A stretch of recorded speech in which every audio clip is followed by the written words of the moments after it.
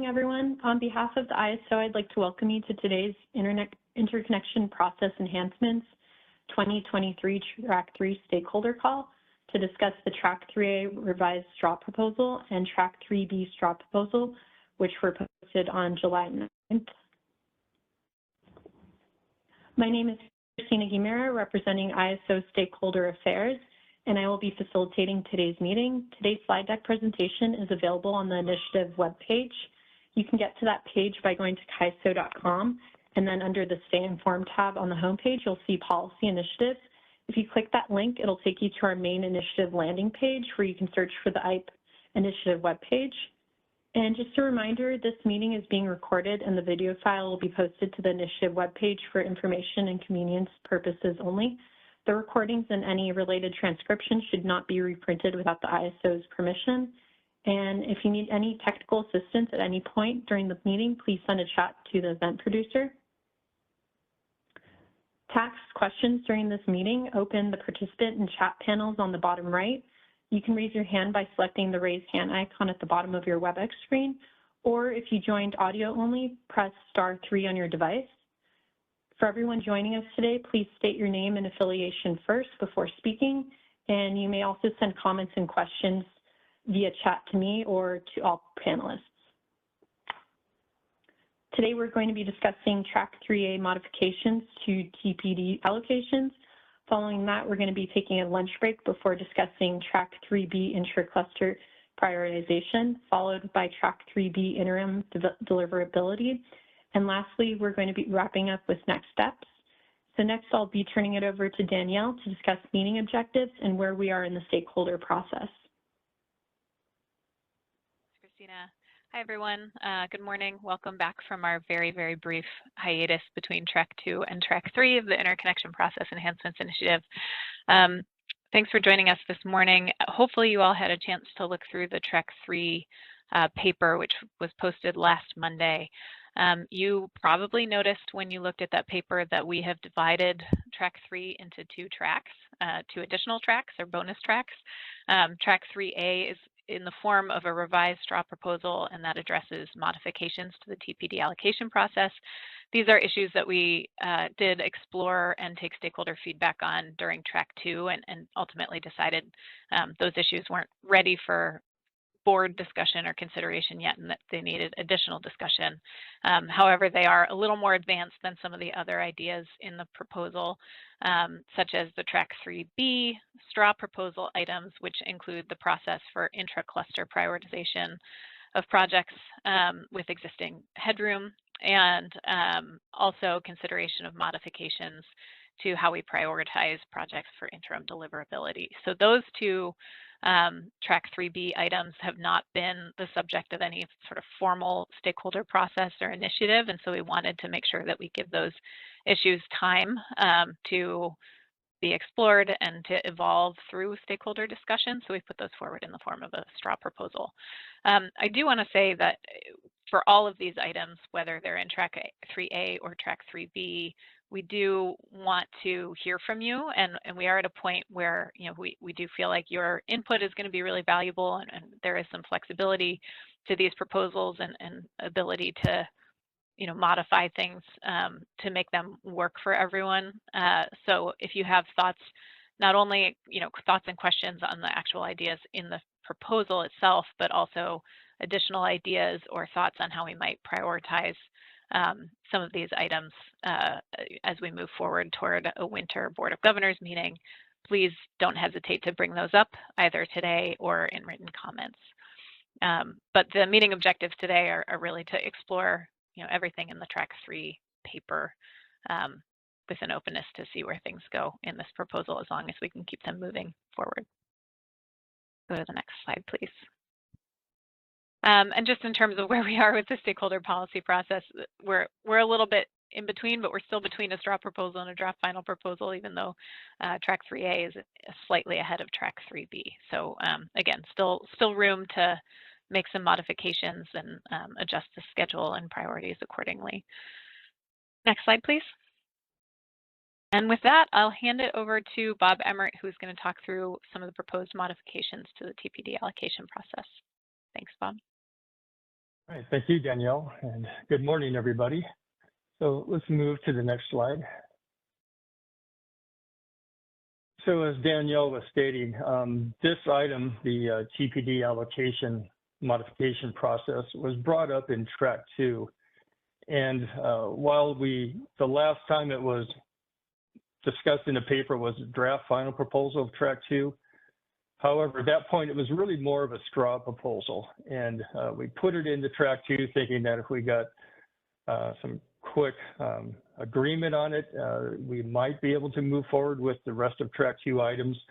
But it's a pretty comprehensive set of changes, and that needs some stakeholder discussion, and we really felt it just wasn't really ready for the final proposal on track 2. So we removed it from track 2 with the intention of bringing it back into a track 3 as a revised straw proposal.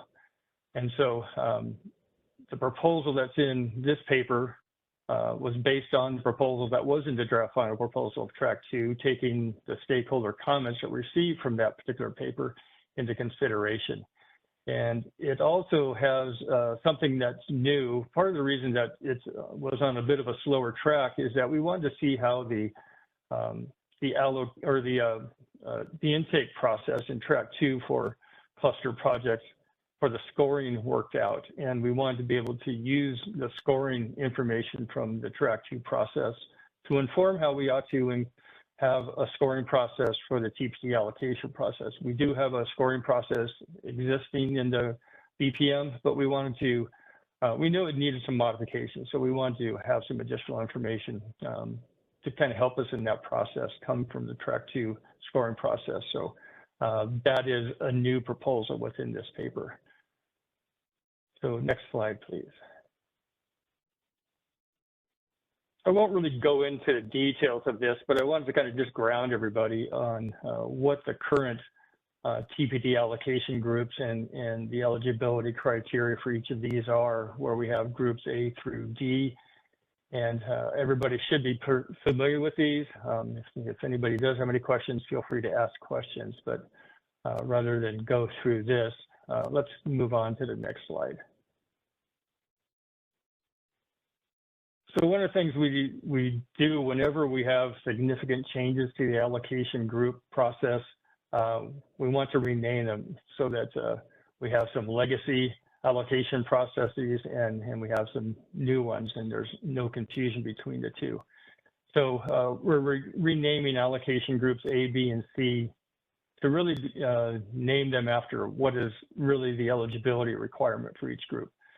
So group A will become the PPA group, group B will become the shortlist group, and group C will be renamed to the commercial operation group. Allocation group D is being proposed to be discontinued. Allocation group D really does not work well within the new process that we developed in track 2, where we're studying a number of projects based on the amount of capacity, the transmission plan deliverability capacity that's available at the time that a new cluster window opens. And allocation group D typically sees a significant number of projects getting an allocation, but those projects really are in the mode of marketing their project with those allocations and really haven't firmed up any sort of a PPA or shortlist for those allocations yet. And so they're much more in the tentative range of an allocation to a project. And we didn't think that was appropriate to really limit a new cluster amount of capacity that we study in a next coming cluster because of these tentative projects that are tentative in the form of an allocation to allocation group D. And for example, in what we just completed, the 2024 allocation cycle, we allocated nearly 30,000 megawatts to projects, and of that, nearly 50%, 48%, 14,000 plus megawatts was allocated to Group D. And so it just kind of shows you the significance of how much capacity allocation Group D can basically take off the table temporarily. And also Group D also reduces the amount of capacity that would be available for projects once they complete the study process and are now at the point where they're eligible to start to seek an allocation. A couple of years of Group D allocations while a particular cluster group is in the study process could take away what they were anticipating would be available to them. So that's another reason that we think it's worthwhile getting rid of it, and stakeholders actually mentioned that in comments from the last paper that this was addressed. So let's go to the next slide. So the next item of the proposal is that parking will be discontinued. One of the primary reasons to have parking when we first initiated a parking criteria was that projects that weren't getting an allocation may not be quite ready to move forward and felt that they didn't want to necessarily put money at risk by making their second interconnection financial security posting. So under the current process, if you park, you don't have to make that second posting. However, with the FERC Order 2023 requiring a commercial readiness deposit, that really doesn't take parking into consideration, and we complied with that in our FERC order compliance filing, that projects, regardless of where they're at in their process, when it comes time to make their next commercial readiness deposit, parking wouldn't allow them to not make those deposits. And so in our proposal, projects must make their required increase in our commercial readiness deposit following the cluster studies. And once a project receives its requested TBD allocation, it must accept it or withdraw. It may not decline the allocation or reseek an allocation the following year. We think that really fits with kind of the new paradigm that we believe we're in, where we're really looking for more ready projects. And once a project receives an allocation, we don't see any reason that they should not accept that allocation, because in the past, projects have, not very frequently, but from time to time, projects have declined an allocation and chosen to park. Well, we don't have parking anymore, so it just makes sense that projects should accept their allocation, or if they're not ready for whatever reason, then it's time for them to withdraw. And projects will have 3 consecutive opportunities to seek an allocation, beginning with the affidavit window that occurs during the cluster study, interconnection facility study. So we wanted to allow projects to actually seek an allocation before all of their studies are completed. Just to remind everybody, in the new FERC process, we have a cluster study. Then we have a restudy, which in the ISO process is a reassessment. And then after the reassessment is done, we have the facility study. Well, there are certain projects that may not even have any interconnection facilities to be constructed, because they already, they may be using an existing gen-tie. So projects that are in that mode shouldn't be having to wait a full another year to seek an allocation when they may be ready to go. So that's the point that we decided to allow the first time that a project could seek an allocation. And then after the third opportunity to seek an allocation, projects that have not received an allocation will be converted to energy only, same way that it works now. Next slide.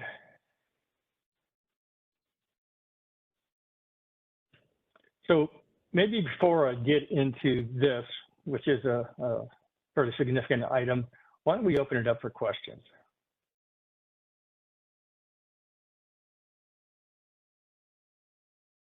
We have some hands raised in the queue. First from Rayanne Quadro. Rayanne, your line is unmuted. You can go ahead. Thank you so much. This is Rayanne Quadro from Gridwell Consulting on behalf of EDF Renewables. Good morning, Bob. Thank you so much for your clear description this morning. I have 2 questions. The first one is, can the CAISO provide any data on the historical success of Group D projects? Do you have any sort of, reporting you can provide empirically that shows how successful those projects have been compared to other groups over the last 8 years? We haven't done that yet. It's something that we could look into to see if that's something we can do. So Yeah. I'll have to talk to my team and just see how big an effort that might be. Sure. Well, hopefully, given that the group data is in RIMS now, that's possible. That's certainly something that would inform, I think, everybody's opinion about, supporting this proposal. So I appreciate your willingness to take a look. And you had another question?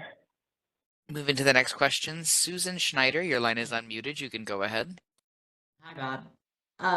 Yeah, I was a couple of questions. First of all, I wanted to second Rhiann's question, but also expand on it a little bit because the CAISO, this last time is really the first time we've seen any kind of data on group A, B, and C also, as well as D. So I wonder if you could provide data on groups A, B, and C. For example, if people are behind group B projects or projects have the group B allocations, it would be good to know if usually do those projects get their executed PPAs and retain their allocations or not. So in terms of assessing for cluster 15 and other projects, the likelihood that they might get something or that projects might lose their allocation, it would be good to have that historical data if that would be possible to produce.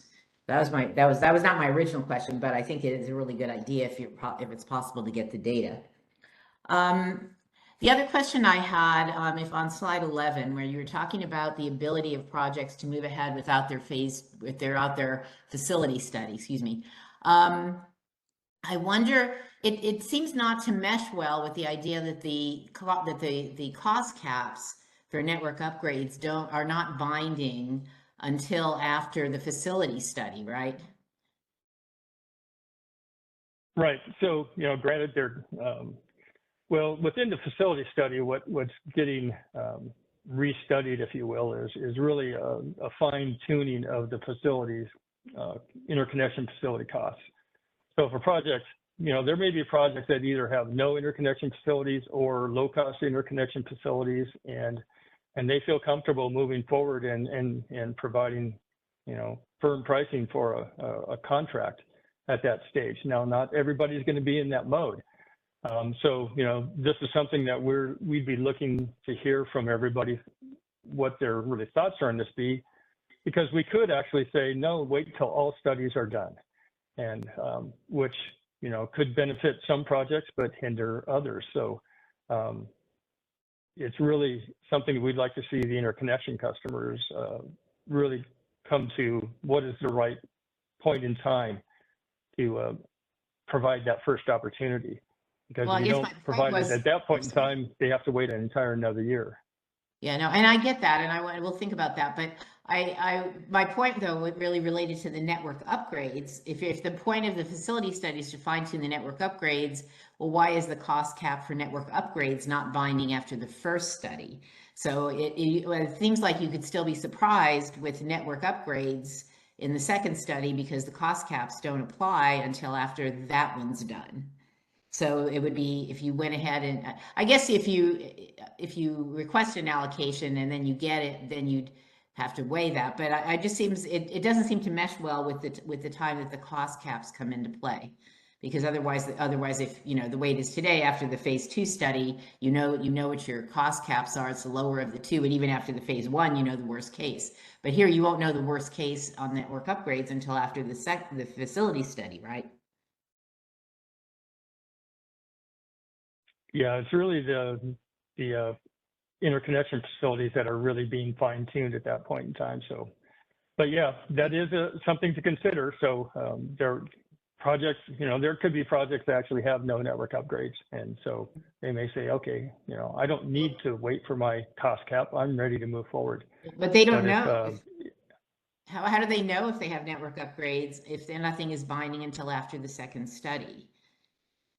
Well, we're not going to be adding new network upgrades where we've got the cluster study and then the reassessment where we're going to have some withdrawals that take place. And then so the reassessment will take those withdrawals into account. So after the reassessment is done, projects should have a pretty good feel for what their network upgrades are at that point. The facility study is just fine-tuning the cost of those upgrades, not determining which ones are still needed. Is the network upgrade cost cap binding after the reassessment? No, it's binding after the facility study. You know, once all costs are known, then the cost caps are developed. Okay, well, I guess that was my point, is that they may have some idea and they have gone through 2 studies by then, but it's still possible that network upgrades, even if they have no network upgrades in the first 2 studies, it is still possible for a network upgrade to show up in the 3rd one, right? Right. So, you know, I guess our thinking was if someone looks at their costs and say, okay, I have a pretty good feel for my costs at this point. My costs are low. I have low network upgrades or possibly no network upgrades, then they could possibly move forward. So it's going to be, I guess, you could term it as kind of a mixed bag where some projects may be ready at that point in time, but other projects may consider it too big a risk to seek an allocation or actually be able to seek a PPA shortlist based on the pricing or the costs for their upgrades at that point in time. Okay, all right. Well, without beating that one to death anymore, let me ask another question. If someone decides not to seek the allocation during the facility study and they seek it for the first time after their studies are all finished, do they still get 3 chances, or does the one during the cluster, the facility study count, even though they might have chosen not to make that request? And the proposal is the cluster would all move together. So once 3 opportunities pass for all projects, and they're all in the same timeline, with it starting at the same time and ending at the same time. Okay, so the window during the facility study counts as one of the 3 for the entire cluster, whether or not they actually submit a request for that at that time. That's correct. Okay, all right. Thanks for the clarification.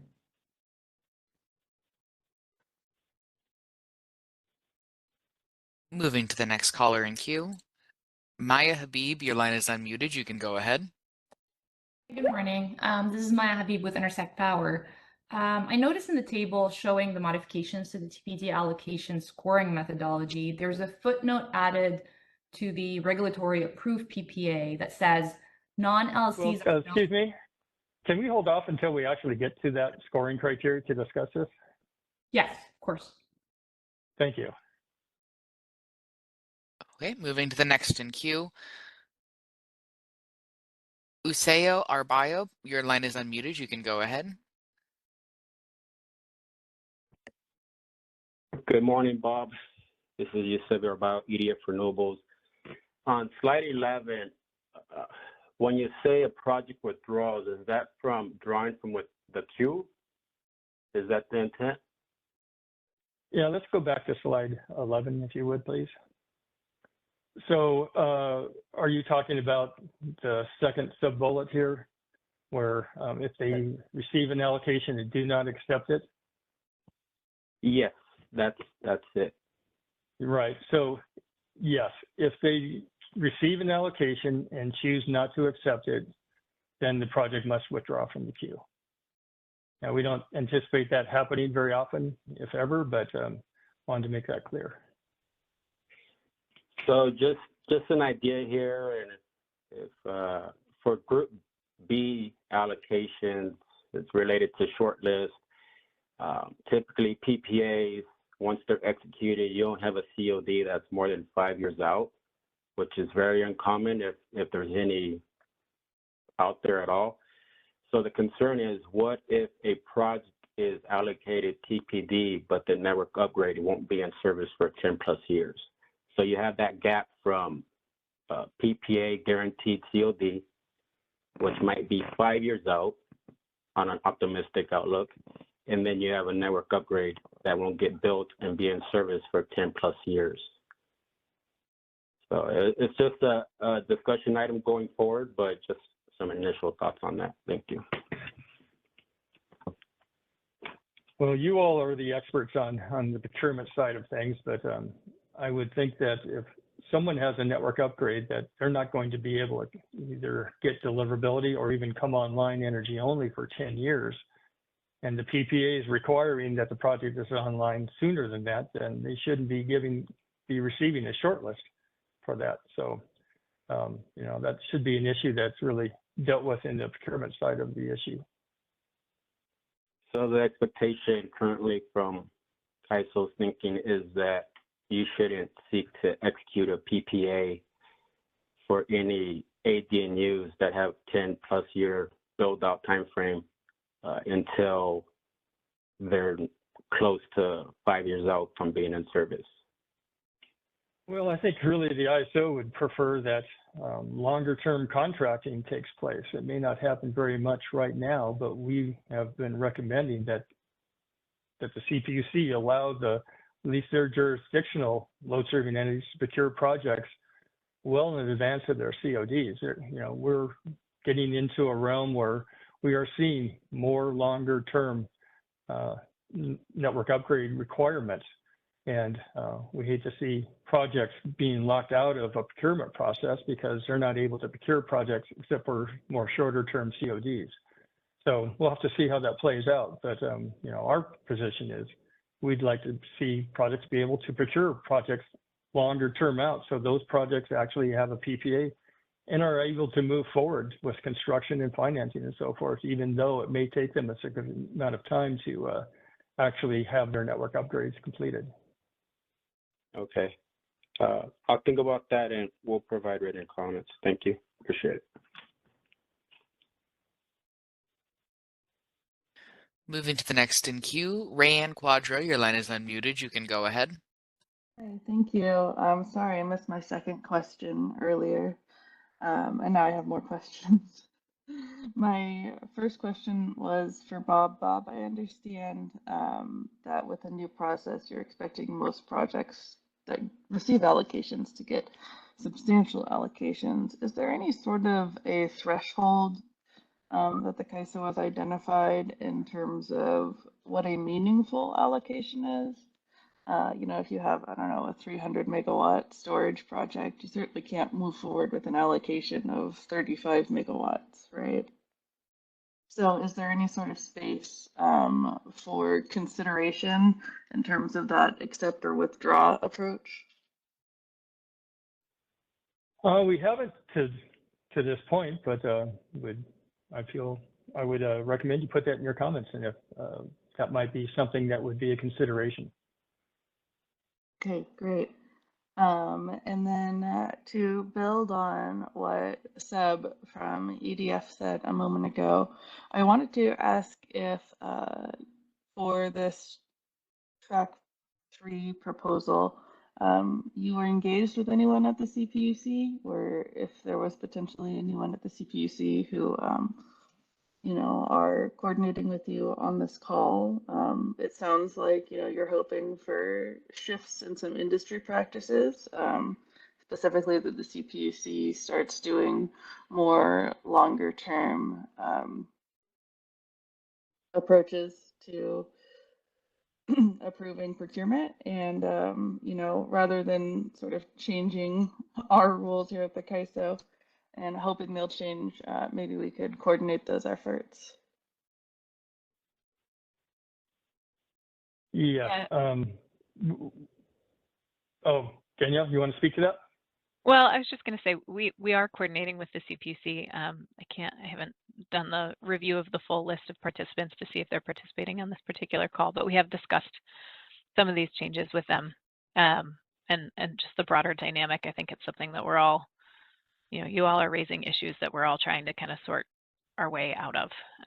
So that's part of the reason we want to have this conversation and this stakeholder initiative in general. Well, I'd hate to see projects, fail in the interim where maybe the CAISO changes its procedures, but the CPUC hasn't changed its procurement strategies. And I think, we would all be best served by a coordinated approach to both procurement timeline changes and, these CAISO process changes.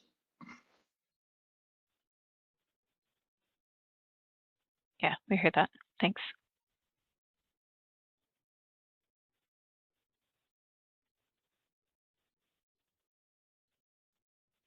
Anything else, Rand?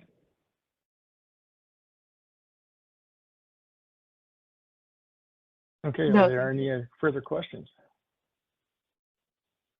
We have just a couple more questions in queue. First from Eddie Dadashti. Eddie, your line is unmuted. You can go ahead. Yes, thank you, Eddie Detashti from Powers Energy. I have a comment on not having a cost cap after system impact study. Um, uh, and currently we don't have any cost caps on interconnection facilities, and this makes projects less desirable for investment purposes, and many investors may shy away if they see just there's too many variables that they can't control. So my question is it possible now to put a cost cap on interconnection facilities? Seems like the utilities should know. I mean, there's not much variable in that aspect. That really reduces the risks from an investment perspective. Well, to be frank, that's already been filed with FERC, so you know, FERC is already going to be weighing that in our compliance filing. So that's really not on the table for discussion within Track 3. Okay, thank you.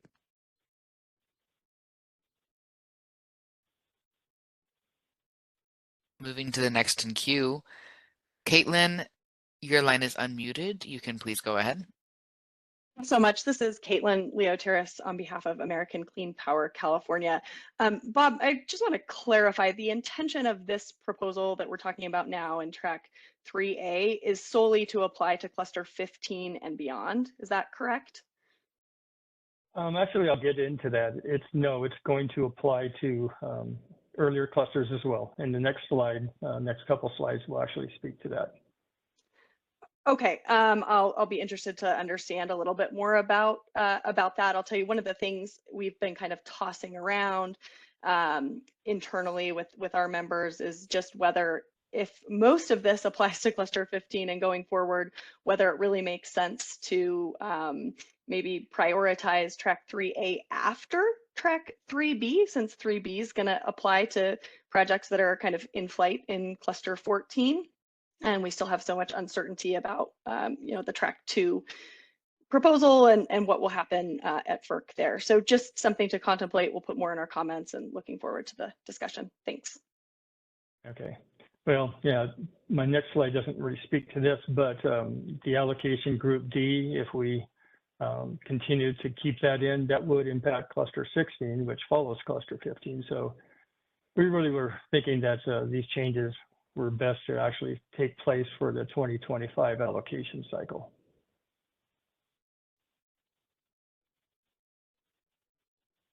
Okay, thank you.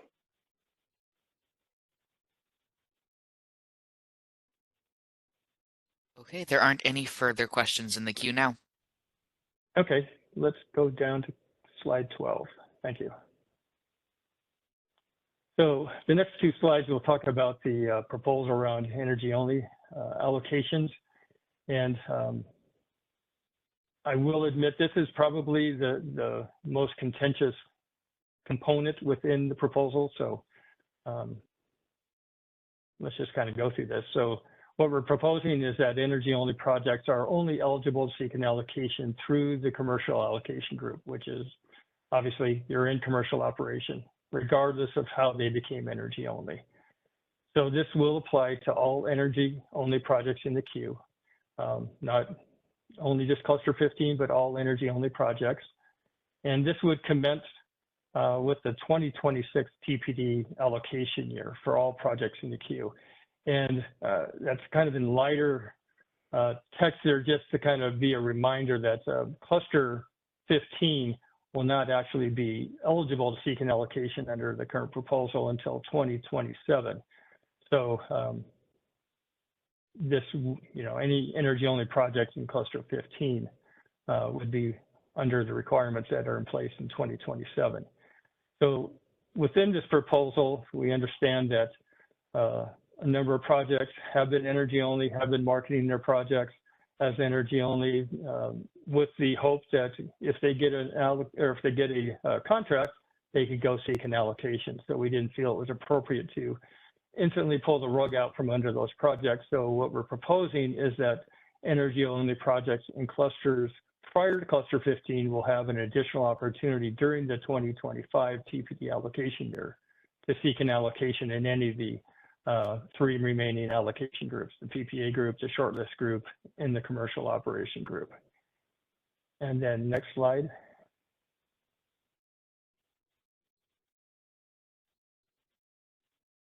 So projects that have partial capacity delivery status may continue to seek an allocation for the remainder of their project that is seeking full capacity delivery status within the project's 3 opportunities.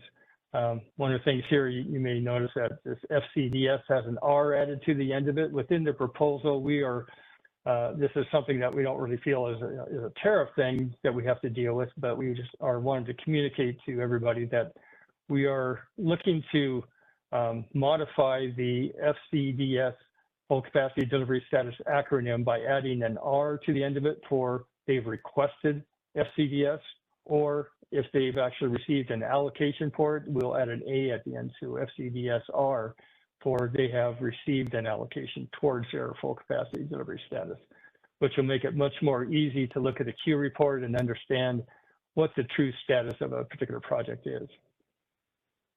And then energy only or energy storage system additions added to the modification process will only be permitted to seek TPD allocation through the commercial operation group.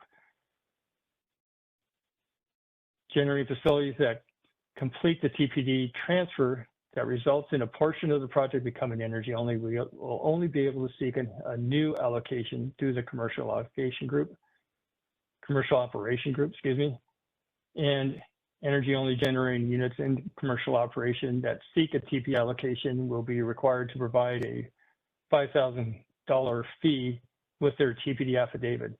Currently, we have a $60,000 deposit required for energy only projects seeking an allocation.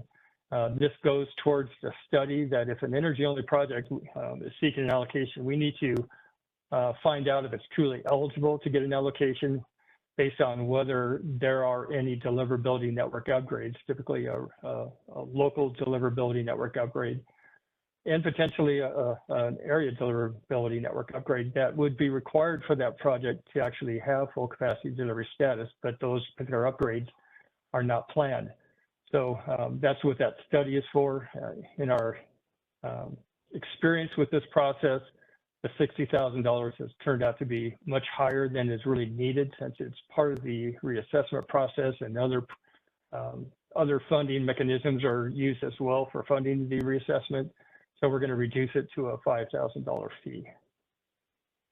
So why don't we open it up for questions on this topic? All right, moving to the first question in queue. Susan Schneider, your line is unmuted. You can go ahead. Hi, Susan Schneider, Phoenix Consulting. So I have a couple of questions here, starting with the second bullet.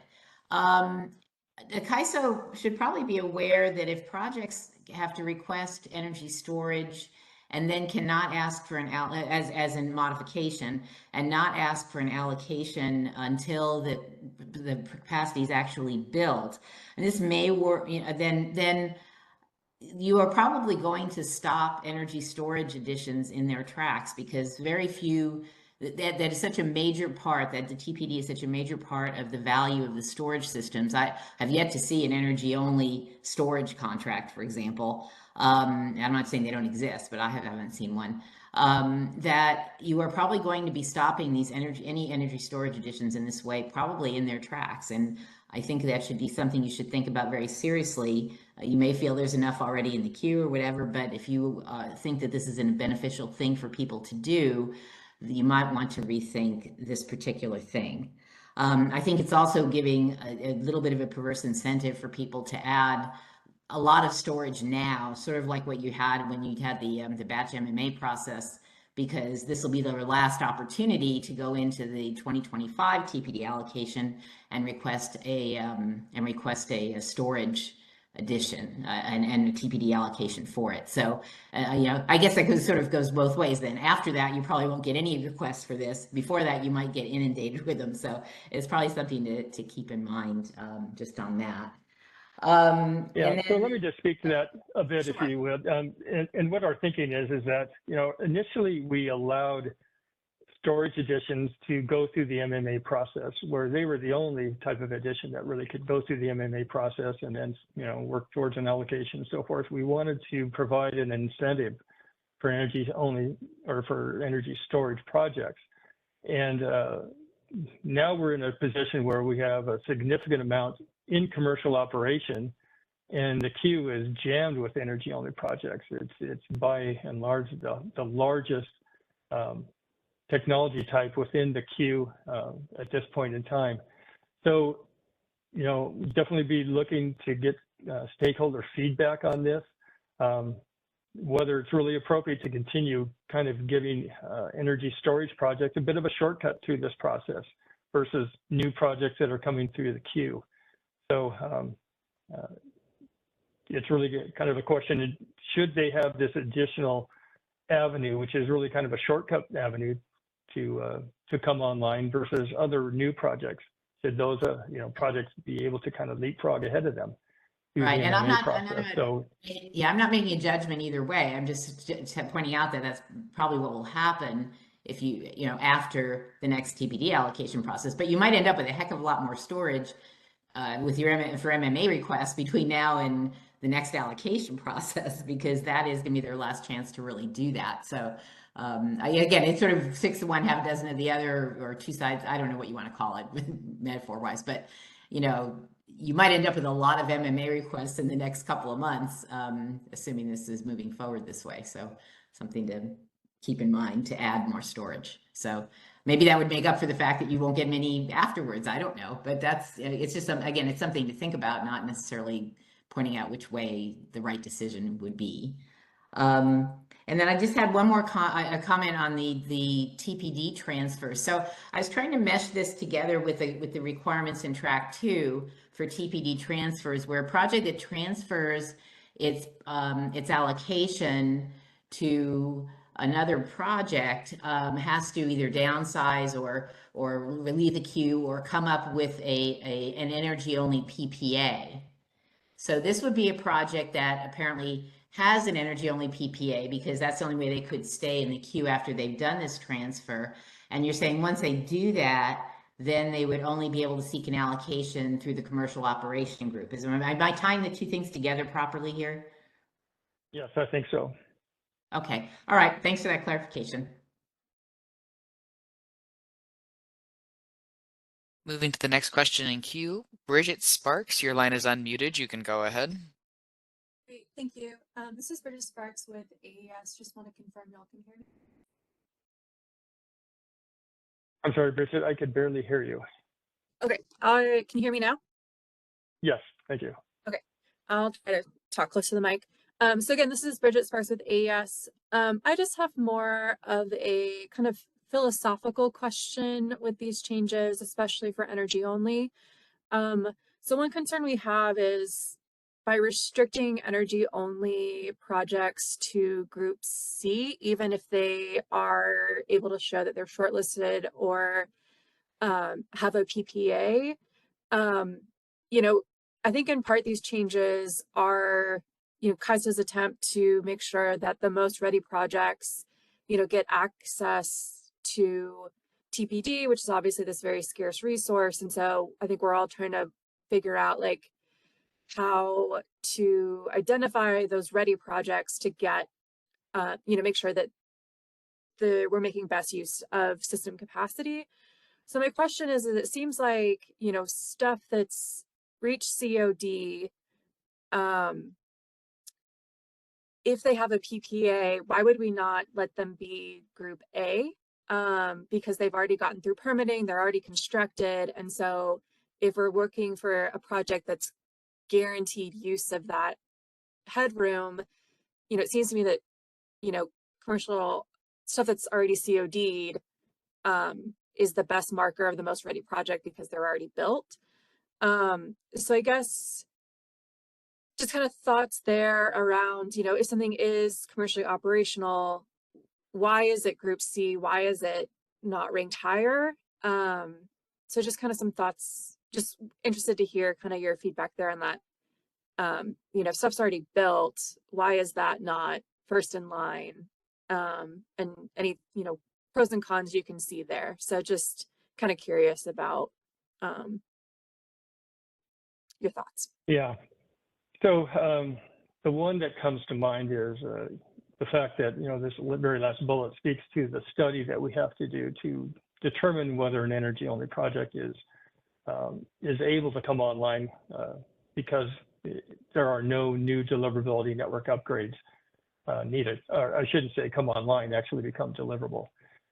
And within the study process, we haven't necessarily always looked at the issue of, okay, if a project actually doesn't need an upgrade, is it by chance using an upgrade that someone that's currently either in the study process or beyond the study process that's still eligible to seek an allocation that actually has cost responsibility for a DNU? Is it possible that this energy-only project is actually taking away some of the deliverability that that project is relying on and actually paying for? So we felt just to make sure that that doesn't happen, that the projects that are actually funding DNU should have the first shot. One possibility would be put it at the end of the line of the PPA allocation group to where that wouldn't happen. But then that still could play out for those projects that are shortlisted that are funding deliverability network upgrades. So that's one of the reasons we thought it was best to keep them third in line. Okay, great. Thank you. Appreciate that explanation.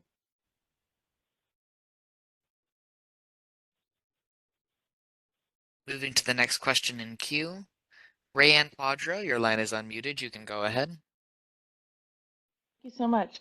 I just had one question that was maybe ancillary to this topic, but not addressed. Bob, do you think you could walk us through what the process and timing would be for fast track projects to receive a TPD allocation? Like when sort of in their expected study time that could happen and how that would be handled in your process? Well, actually, fast track projects are not eligible to seek full capacity delivery status. So we have not changed that within our FERC compliance filing. That wasn't really part of the filing. That FERC really didn't address fast track projects, but currently fast track projects aren't eligible to seek an allocation. That's something that you could always recommend that we reconsider and maybe open the door for that.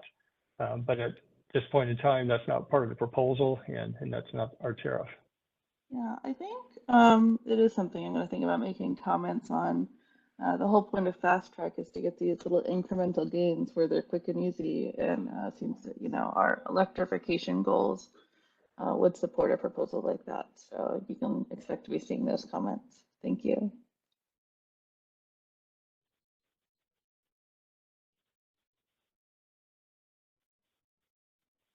Moving to the next in queue. Max Code, your line is unmuted. You can go ahead. This is Max Code from Pattern Energy.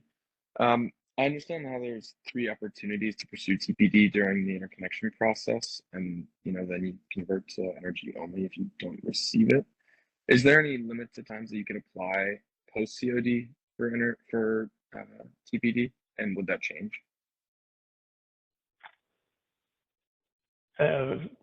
The number of times someone could apply under allocation group C, or is that what you're talking about? Yeah, I'm saying. Yeah, we have projects now, and we're not changing that opportunity where projects have actually applied year after year. They're in service, they're energy only, and they seek an allocation every year. So there's no prohibition for projects to do that. And would you have any comments on, whether or not that's successful, or, are those projects kind of never going to receive TPD, or? Well, I think I would have to look at all of them and see what their conditions are. I do know that one or more projects have sought it year after year. So they're in an area where there is no additional deliverability. And so the only way it might come about is in the future if a new portfolio required that some new, through the transmission planning process, some new deliverability network upgrades are required to facilitate that new portfolio. It might make some capacity available for them in the future. but it might, some projects may be in that mode where until some new transmission project actually comes to fruition, they're not going to be able to get deliverability. There's also some situations where projects that are holding deliverability may actually fall by the wayside after some period of time, and something could be freed up to allow those projects to get deliverability. So, if you're a project in that mode, I'd be looking at the queue and looking at what are the projects that might be in that mode of potentially not moving forward and freeing up some capacity. But, but every area is going to be different. So, that's just kind of speaking to one area. Okay. Yep. Thank you.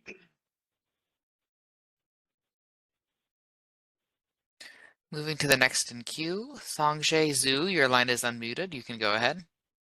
Good morning, Bob. This is Songjae from Great Bright on behalf of California Wind Energy Association. Just two follow-up questions. The first one is about the commercial energy only in the commercial operation group. It has the lowest priority among all the groups. You mentioned the reason is that you don't want them to take away the capacity funded by other projects. So the current practice, the energy only seeking TPD, they cannot require any, for example, LDNU type of upgrades, right? So if there's a LDNU funded by another project seeking, then the EO will not be eligible to receive any allocation. So I don't really see that would be a concern to put it at the bottom of the stacks. So if an operational energy EO generator already has a PPA that requires it to get in deliverability, why wouldn't you let it seek in on the group, the first group? If it requires LDU, then it's not eligible anyway.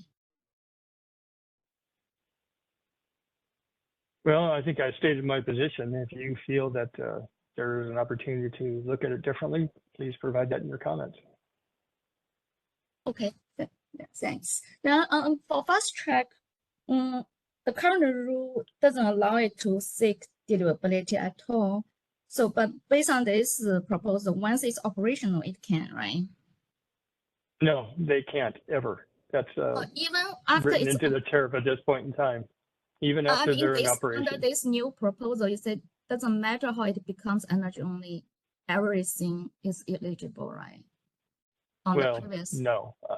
At this point in time, we weren't planning on making it eligible for fast tracks to get an allocation.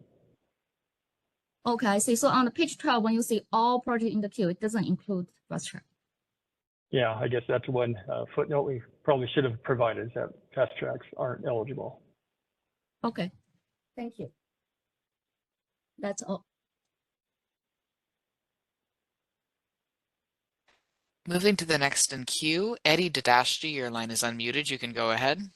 Yes, Eddie Dadashti, Parse Energy. I have more of a comment than question regarding large number of storage batteries. I think the ISO needs to do a study to see how much energy it would need to charge all these batteries above the net demand. So that's one thing that the ISO can do. And the second thing is, with so many batteries, how are you going to manage the charge and discharge of the batteries? It's not a trivial task. I know Southern California Edison has been working on this, but I haven't seen anything solid, that they're going to implement. That's it.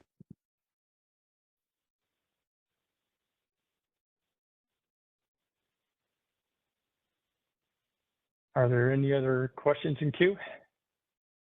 One more, moving to Jen Scott. Jen, your line is unmuted. You can go ahead. Hi, this is Jen Scott from Pacific Gas and Electric. Go ahead. I was curious if there's energy only projects. Can you hear me? You're breaking up, Jen. Oh, can you hear me now? Well, give it a shot. We'll see if we can. Okay, I'll talk really loud. So for energy-only projects, is it possible that they can apply in future clusters for full deliverability capacity status? No, once a project's been studied, there's no opportunity for a project to actually come back into the queue and re-seek some attributes such as deliverability after they've already been studied. Thank you.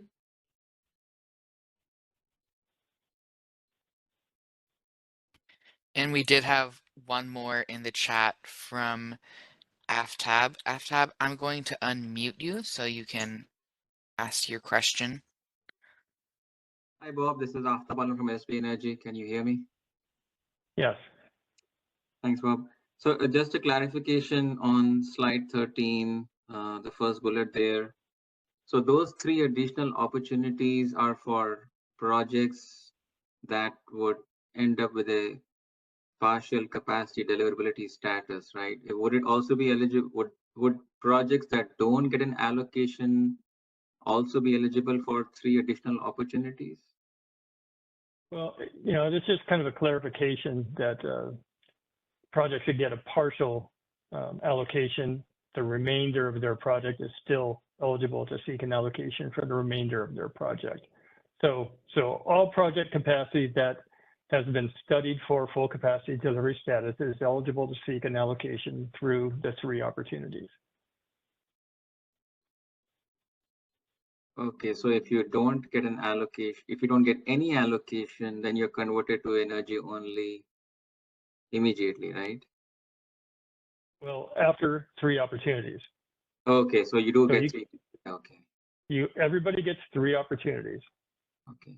So what would be the status of that resource that has not got an allocation but still has 3 additional opportunities? Like, what would it be called? I'm not sure I'm following you. You know, just to be clear, the clock starts ticking on the 3 allocation opportunities once the initial opportunity begins. So if a project's first opportunity to get an allocation is in 2027, it has 2027, 2028, and 2029 to seek an allocation. After that, it's converted to energy only if it hasn't received one. Okay. Okay, so until then, it remains as a FCDSR resource, probably. FCDS requested. So it's still in the request mode. Okay. Okay. Got it. Thank you. That helps. Thanks, Bob.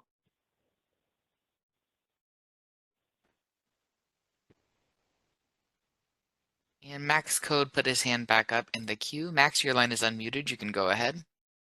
This is Max from Pattern Energy. The previous question about charging the batteries just prompted another thought. I think I understand that a deliverability study for storage pretty much just studies delivering to the grid and not charging. That may be incorrect, but I'm thinking about whether there's an opportunity in the modification process to make a distinction between storage that would charge only from its co-located resource, and whether that would make any difference or not. Yeah, I'm just not super educated on that study process. Well, we currently do some level of an advisory study on charging for a project to give a project some knowledge of its capability to be able to be charged. Okay. But, and would that, sorry, go ahead. Does that advisory study also apply to modifications? When you say modifications, I'm not sure what modifications you're referring to. I'm sorry, I'm referring to the addition of a storage resource through a modification process. No, that's during this, you know, to be clear, when you do a modification, seeking to modify a project, if it requires a full-blown study to be able to answer the question whether the modification is accepted or not, then we don't accept that modification because we don't do restudies. So the material modification assessment process is not a full-blown study. So we don't do those type of studies within the modification process. Okay, and then so I guess I was just misspeaking. I'm really talking about the pursuit of deliverability post COD. from the modification process, an addition of storage through modification. And so is that just an allocation process? Is no study there, or I guess? So if you're talking about seeking to add storage to the modification process, in that yeah, I'm sorry. In that particular case, projects would have to seek an allocation through allocation commercial operation. So I'm not sure exactly what your question is related to that.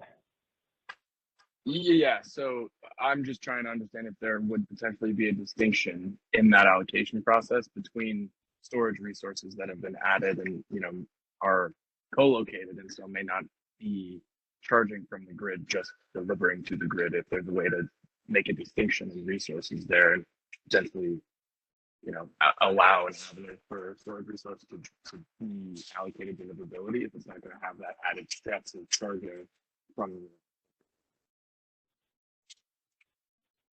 Okay, well, you know, the allocation process really isn't related to the charging aspect of a project.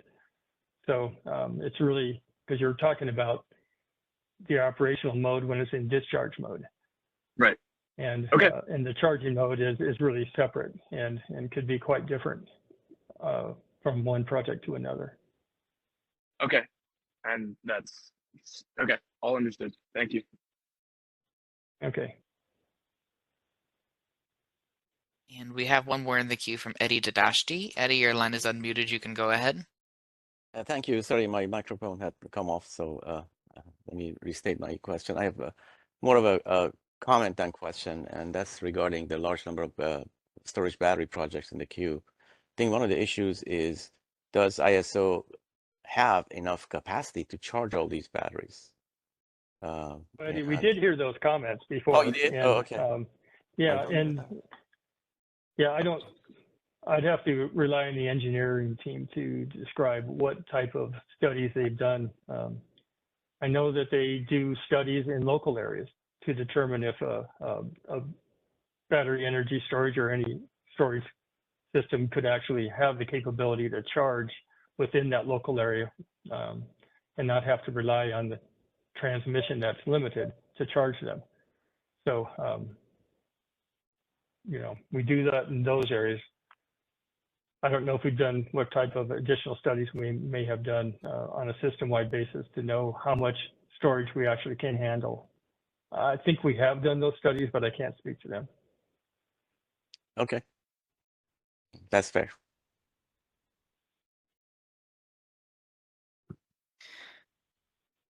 And we just had a hand go up in the queue from Lowell Watros. Lowell, your line is unmuted. You can go ahead. Hi, thank you. Hi, Bob. Just a question on the last bullet. E, is that replacing the $60,000 deposit that'll no longer be required? That's correct. It will replace it. That's great to hear. Thank you. Yeah. I assume most people would appreciate that. Yes, thank you.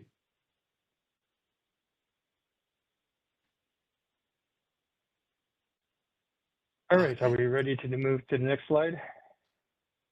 Yeah, there are no further questions in queue at this time. Okay, so a few more the details. GIA tendering execution and the associated financial requirements are defined in the ISO's new tariff that we filed in compliance to FERC Order 2023.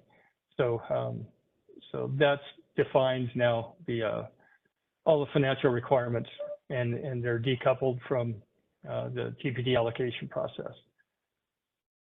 And then beginning in 2025, the TPD seeking affidavit due date will be March 15th. We're proposing it'll be March 15th of every year. And the TPD retention affidavit due date would be February 1st, 45 days prior to the TPD seeking affidavit due dates. And the reason that we're doing this is we want to provide an opportunity that if a project has received an allocation but still has to go through the retention process and for some reason is not able to retain their allocation, that they would, and maybe they're not fully sure if they're going to be able to retain it or not. So they seek to retain their allocation, but they lose their allocation because they are not meeting the retention requirements. Then they would have the capability to resubmit an affidavit to reseek an allocation in March, the very next month. So it would open the door for that particular opportunity.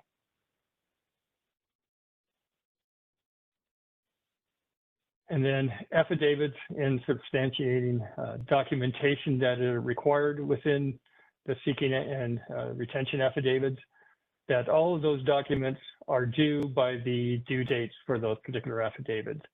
And we won't be receiving documents after the due date has passed. This is basically aligning the TPD seeking and retention processes with our, the same way we do the interconnection request process, to where by the close of the window, all documents are required. So it's kind of a completeness check that we do for the IR process, and we're doing the same thing for the affidavit process. So we could move to the next slide.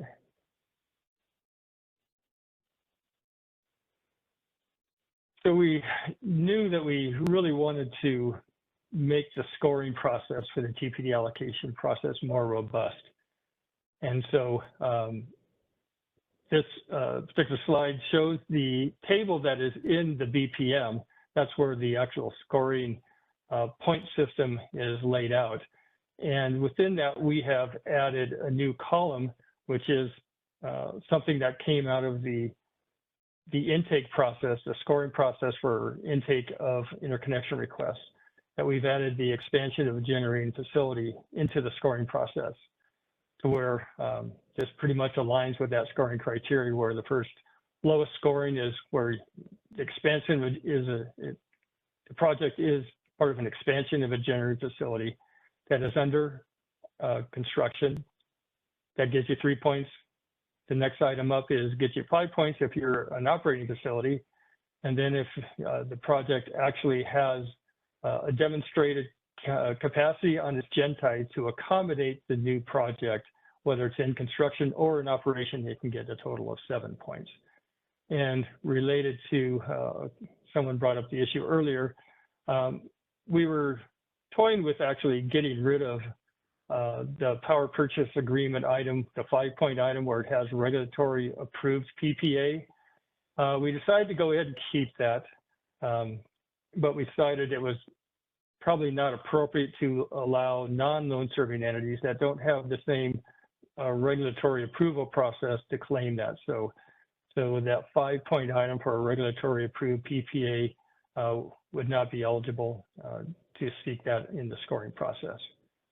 And let's go to the next slide, and then we can open it up for questions. So we also added an additional component to the scoring mechanism, where we are adding points for GI-related items. And these points are additive, where in the prior table, you only choose one in each of those columnar categories. In this case, these are additive, where the first point where you can get 2 points is where a project has provided the ISO, the required GIA deposit.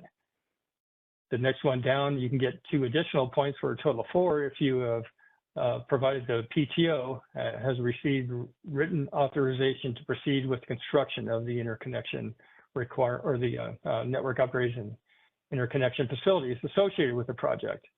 And then finally, if the interconnection customer has provided the payment and security to the PTO in accordance with the GIA for all of its network upgrades to fund those upgrades, then you can get an additional points up to a total of 7. And there's a typo on that top bullet for a total of 9 points. It should be 7 points. So with that, let's stop here and open it up for questions.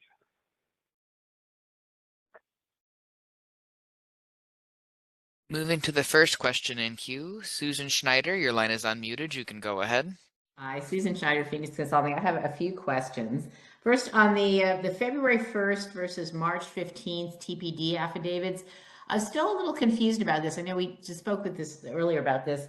the idea that they would, someone wouldn't know, perhaps, I mean, the reason to have the two, or the stated reason to have the two separate dates is that maybe a customer wouldn't, interconnection customer wouldn't know if they were able to retain the TPD allocation. So they would put in, somehow they wouldn't know, and they would try to retain it maybe on February 1st. And then if they don't retain it, I guess they would be notified about that. And then they would go in on March 15th for a new one. But it seems like most of the time, I mean, if you're a Group B project, for example, and you don't get a PPA, you would kind of know that already.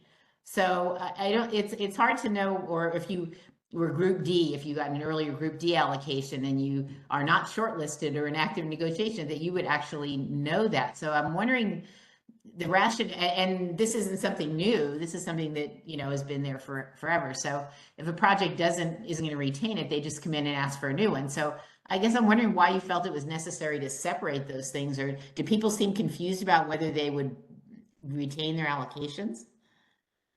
Well, I would say an additional point is it gives us enough time to go through the retention process and determine how much capacity has been freed up because projects were not able to retain their capacity.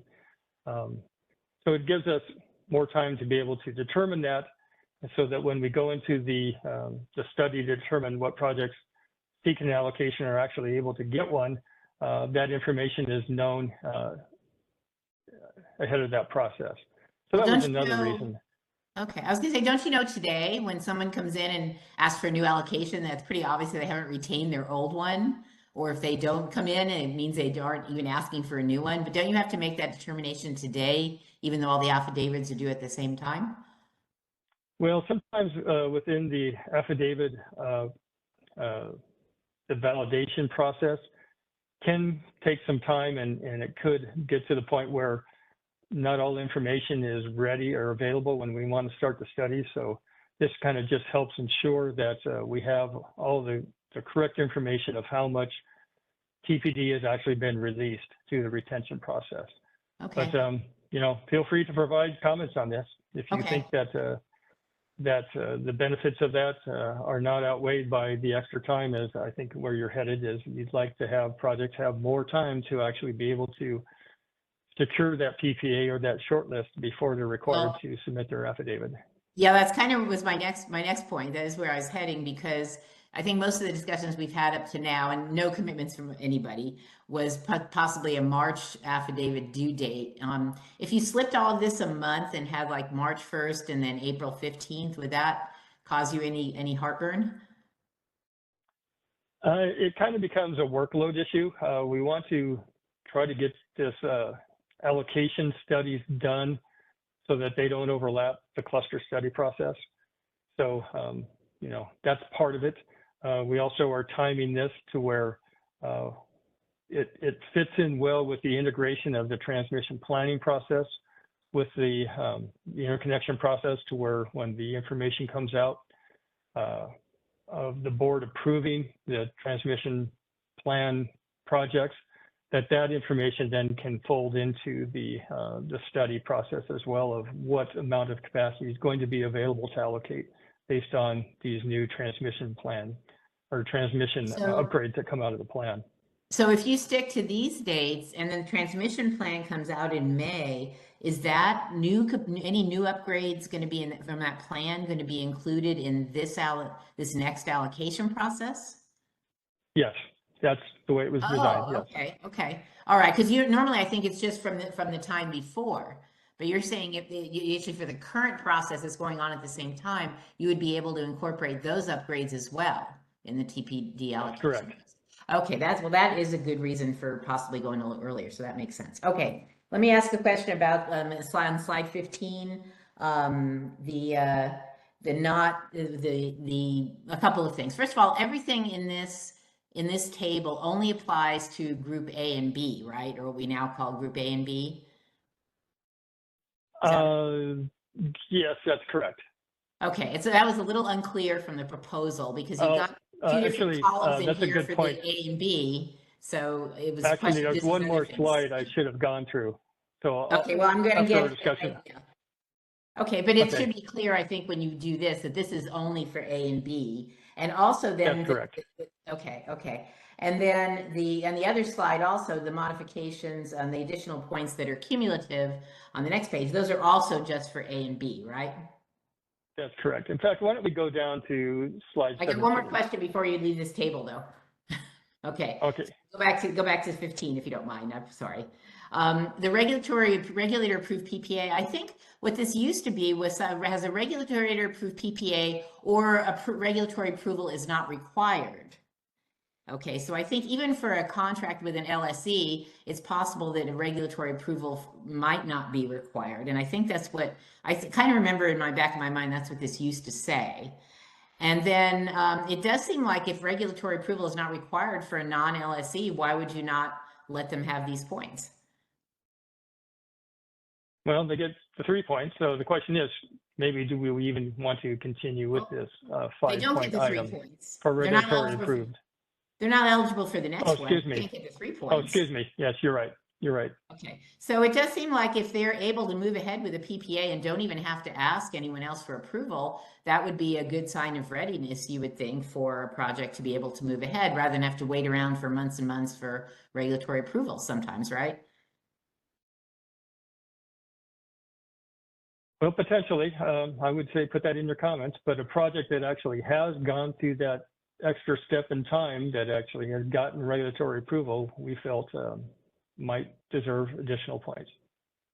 Okay, well, all right, we'll put that in our comments, but it just seems like if they don't even need that to move ahead, they should get some credit for that, you know, but okay. All right, thanks. And now you can move ahead. I apologize. That's all the questions I have right now. Yeah, before we take the next question, let's go to slide 17 real quick. Just to finalize this, I forgot about this slide where for projects that are in the commercial operation group, we do need to have some separate scoring criteria for those projects. So the number one priority is going to be for projects that have demonstrated that they have an RA contract for the capacity. And then the second level down is based on the commercial operation date that the project has achieved, with the earlier dates receiving higher priority than later COD dates. And then the last item within this is based on the distribution factor, where lower defects will receive higher priority than lower defects. So why don't we continue with the questions? Moving to the next question. Sumaya Sastry, your line is unmuted. You can go ahead. This is Salmia Shastri with PG&E. Can you hear me? Yes. Great, thanks. My comments or questions are also about slide 15. Apologies if you hear some background noise here. So the first question is to understand the categorizations here. Was your intent with the has an executed PPA, but it's 0 points? So it would be in that category of PPA agreement group, but it would be at the low end of that category. Is that the intent?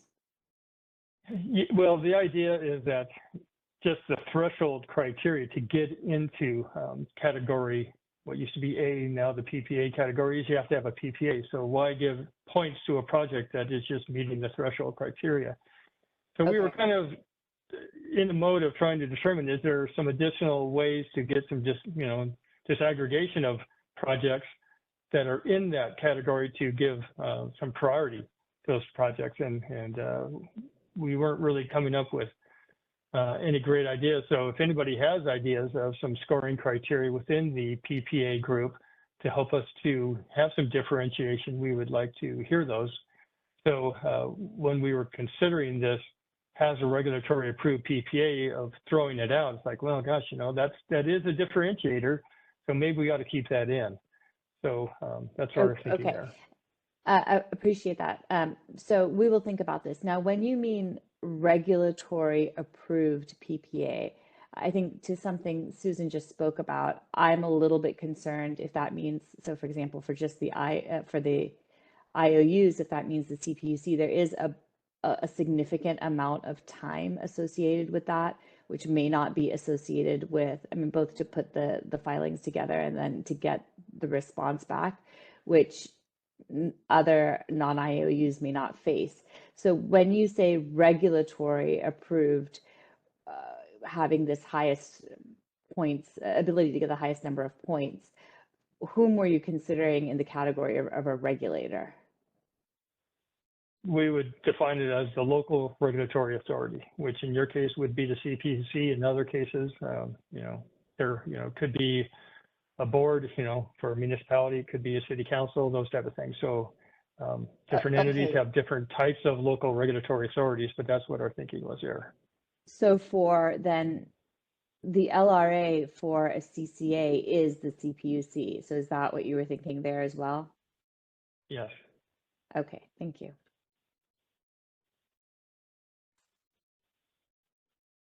I'm done. Moving to the next in queue. Maya Habib, your line is unmuted. You can go ahead. And why don't we move back to slide 15, since that's probably what we'll be talking about the most. Okay, go ahead. Thanks, Bob. That's exactly what I'm going to be talking about too. Maya Habib with Intersect Power. Just quick follow-up on the non-LSE point or change in points.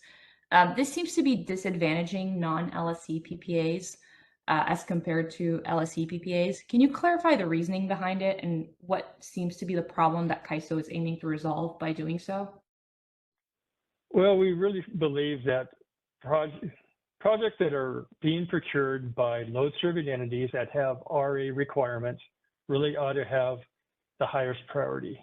For a non-load-serving entity that does not have an RA obligation, didn't think that, we are building capacity on the transmission system to meet the CPUC portfolio as policy-driven upgrades to meet the CPUC policy, as well as any other local regulatory authority that gives us information in the resource plans that show the need for additional transmission. We're building transmission to meet those needs. And so we're not building transmission for non-LSEs to make them deliverable separate because they don't have RA obligations, and typically their loads are already included in the RA obligations of the load serving entities. Okay, thank you. Moving to the next in queue, Lauren Carr, your line is unmuted. You can go ahead.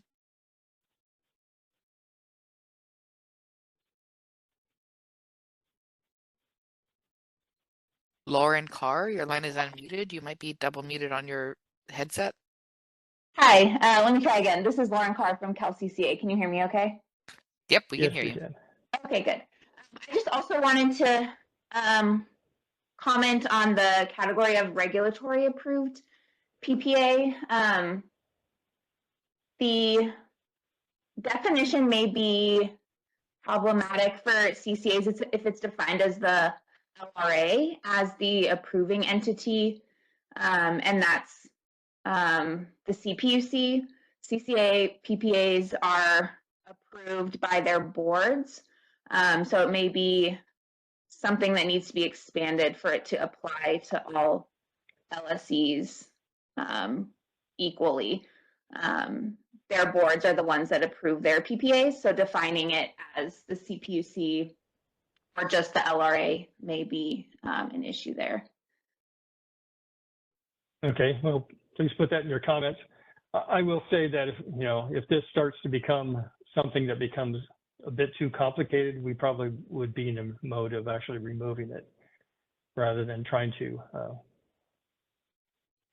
put it into a process where the validation of that becomes more work than we think is really useful and beneficial for this particular scoring process. Okay, we'll put in our comments how we think it could work, and hopefully it won't be too complicated. I don't think it would be. Thank you. Moving to the next in queue, we've had a few in chat. Moving to the first, Jason Berwin, your line is unmuted. You can go ahead. Great, thank you. Hi, Jason Berwin with Gridstar. Hey, Bob. Can you maybe talk to the rationale by including the expansion of a generating facility? I recognize that language as the language from the scoring criteria from track 2, and yeah, what I guess what's the thinking on why that needs to be additionally emphasized in TPD allocation? Well, part of it is, these projects that have, particularly the highest scoring one, where they have existing capacity on their GenTie, it means they have no interconnection facility upgrades required. So they can move more quickly. So if a project is on an expansion that has room on their GenTie, they could even be in the mode of, not even waiting for the final facility study on the more refined numbers for cost, because they don't have any costs associated with interconnection facilities at least. So we thought that would be appropriate to give them a opportunity to get an allocation first, because they'll be likely the first to be able to come online. Got it. That's for the GenTie piece for, I guess, 7 points. What about the other two are, they may have network upgrades, so I guess that doesn't apply for those. Why include those then? Well, we have just seen in the past that expansion facilities have been the facilities that have the highest probability of actually making it to commercial operation. So we felt it was a viable readiness criteria to use. Got it. Understood. I think that the question that's in the back of my mind is, if folks have gone through a scoring exercise to prioritize their inclusion in a study, and for example, let's say a project that is not an expansion makes it through scoring so as to be able to be studied, it just strikes me that the way this is structured is sort of, I don't know, it's gone from discussing who might be studied to now really doubly emphasizing that this is a particular development pathway that is going to be the largely, if not potentially only viable way to get TPD. So I would just be concerned about the overemphasis. Obviously, I'll make some comments and you can discuss after. Okay, sounds good. Moving to the next in queue, Vineet, your line is unmuted. You should be able to go ahead. Hey Bob, hi. I have a question on previous slide 14. Yeah, these dates, these are applicable for 2025 TPD allocation. Is there a date to when CAISO publishes the allocation results? I wasn't, we weren't necessarily planning on putting into proposal a hard date for that, but we publish those as soon as we can. So, but these dates might actually end up in the tariff, but we didn't want to put a tariff date for when the publishing of the results would be. But obviously we want to get those out as quickly as we can. I see. Yeah, the only thing I can kind of think of in terms of when the results are published is the second IFS date that Park project has, which is extended for a year, which is July of 2025. So I think those projects should have some time to review the TPD allocation results once they are published. So we'll put that in comments. Yeah, I will just point out that our new posting dates we're no longer using the term in the future, the interconnection financial security. We're going with what the FERC order requires of the commercial readiness deposits. And the dates of those deposits were in the order, so, or at least the timing of those deposits were in the order. So we are complying with that order. Right, but those are not applicable to Park projects, right? Those that are already in the queue. That's more like cluster 15 and beyond. Well, yeah, that's correct. It will. Yeah, you're right. That's correct. That cluster 14 project would still be under the Appendix DD old criteria. Okay, thank you.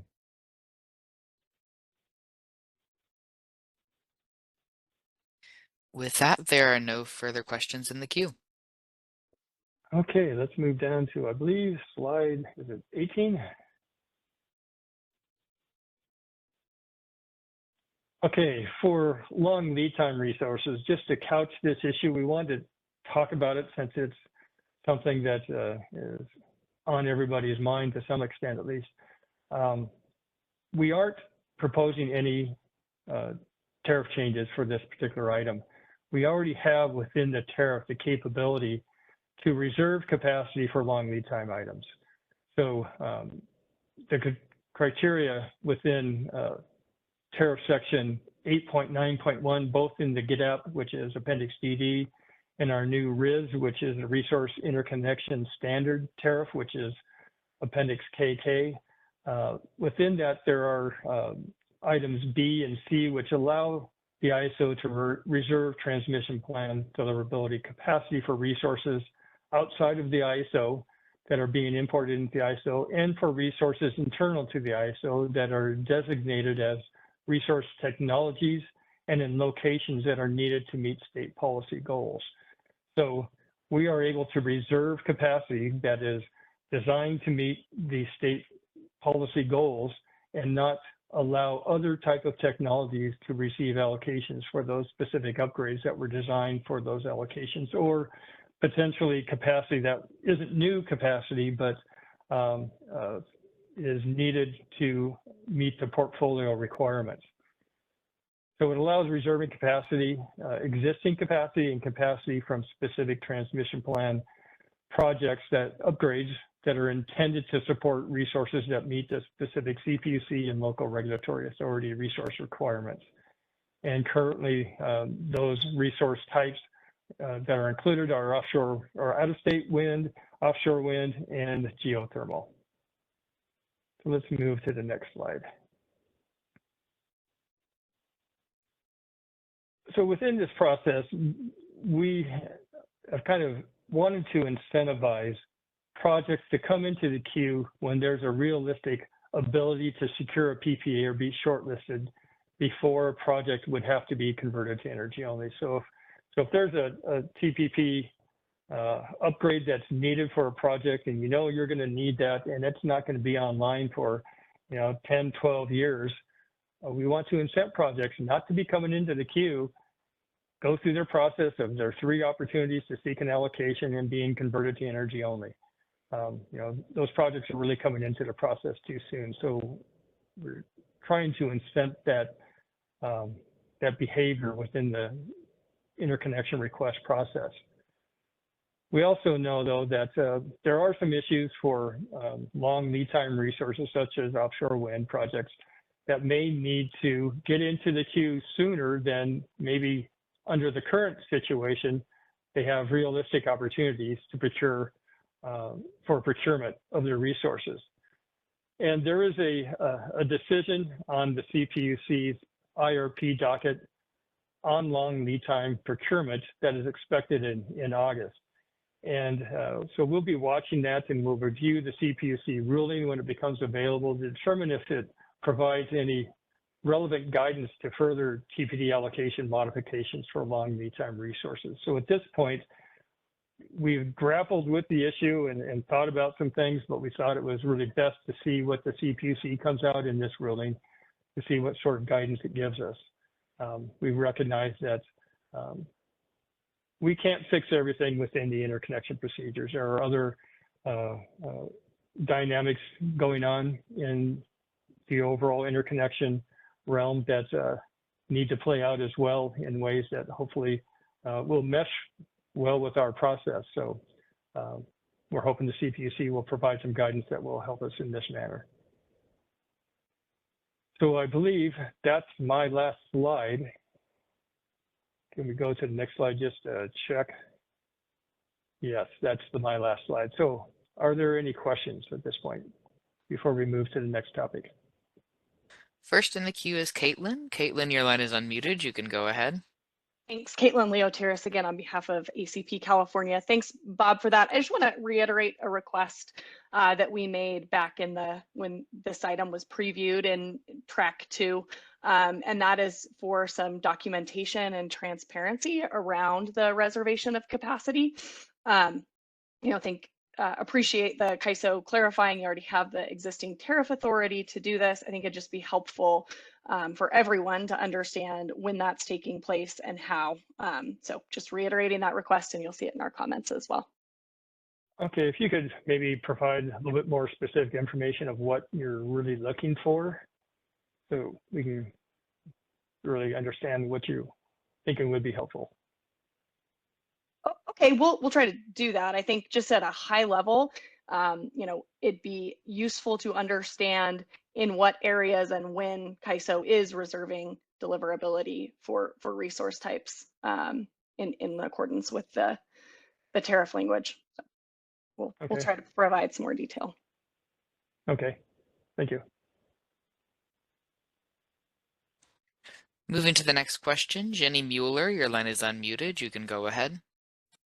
Hi, Jenny Mueller, Utility System Efficiencies. So just looking at that language, and it's helpful to see that and talk through this. I was wondering, so it sounds like I go to specifics. So I'm just thinking about, for example, the 1,600 megawatts of offshore wind that's in the PG&E north of Greater Bay Area study area. Sounds like, this would enable us to set aside that capacity, that TPD capacity, due to this tariff language. But I was curious, so you obviously also have, 1,600 megawatts of FCDS wind in onshore wind in north of Greater Bay Area. You've got, over 400 megawatts of FCDS solar in the portfolio. And you also have a few hundred megawatts of battery storage in the north of Greater Bay Area study area. So I was just curious, as you set aside this, I'm assuming 1,600 megawatts of offshore wind in Humboldt, what are we doing to also make sure that we're meeting the other resources that are in the portfolio? Because we have several thousand megawatts of FCDS resources that are not, it doesn't look to me like this tariff provision is just for long lead time items. It's just enabling you to set aside capacity when and where you decide to do so. But how do you make sure that you're also not then taking away from the other FCDS resources? You've got almost the same in offshore wind in north of Greater Bay Area that you do have as onshore wind. It's almost 1,600 megawatts each. So what are we doing to make sure that we're setting aside those long lead time items aren't also just not enabling other base portfolio resources from getting TPD? Well, I guess the best way that I can respond is I'd have to really talk into more detail with our transmission planning group about really the accounting process that they're going to go through in order to ensure that either existing transmission or transmission projects that are being built specifically for resource types in specific locations, what's their process to account for that, to ensure that the capacity is going to be available to what it's really designed to go to. So, in my mind, that's what it sounds like what you're referring to is kind of that accounting process to make sure that we do that. And that kind of somewhat goes to the prior question of being more transparent about this. So that's something I think we should be looking into, of how we're going to provide information to interconnection customers so that they know truly what is being reserved and for what type of projects. Thanks, Bob.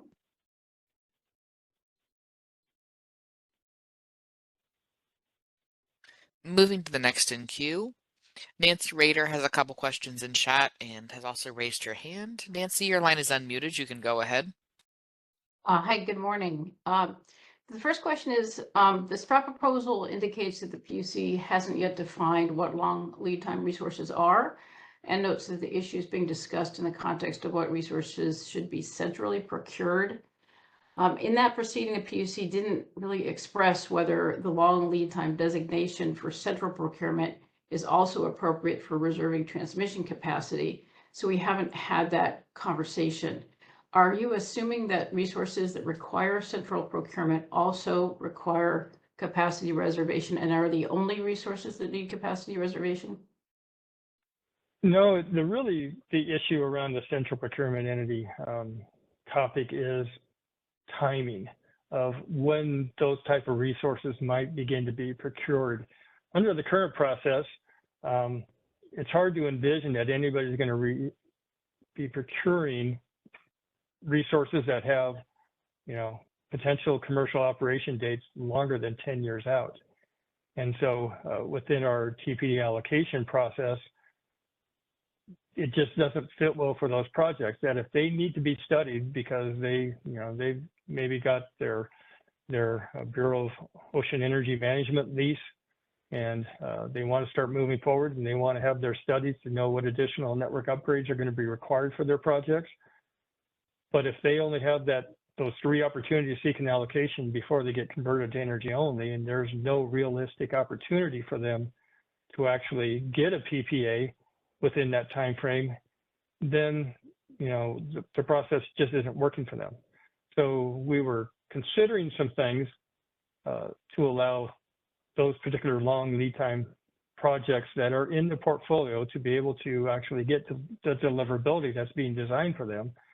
But we decided to, rather than float out some proposals on that, we decided to wait and see what comes out of this CPUC docket.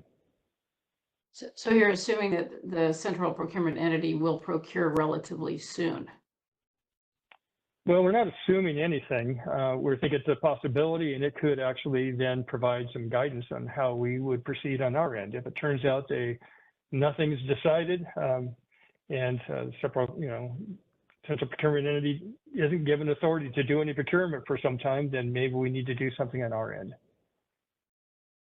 Okay, so that kind of gets to my second question, which is that so the PUC in its latest preferred system plan identifies where they believe new resources are promising, areas that they think there's good wind resources, for example, in northeastern California. But there's no transmission there now, so there's nobody in the queue. And like you say, it's going to take a while for PPAs, to get signed. And so, but meanwhile, that capacity that's built for those resources will be gobbled up by resources it wasn't intended for. So, how do we get to that situation? How do we make it work in that situation if we can't reserve the capacity for very long? Well, I think we have the authority to reserve the capacity for as long as needed. I think the real concern, at least in my mind, is how do we assure that those projects are actually able to get the allocation and get that transmission plan deliverability that's intended for those type of projects. So, again, I think there's a need for an accounting process just to, transparently know what capacity truly is being reserved for what type of projects in the various areas so that people have an understanding of it. If the PUC is considering additional capacity in an area, but it's not in the portfolio yet, then we haven't planned any transmission for it, so there's nothing to reserve yet. The transmission has to either be in service or an approved project before we can actually reserve it. Okay, we'll elaborate in our comments. Thank you.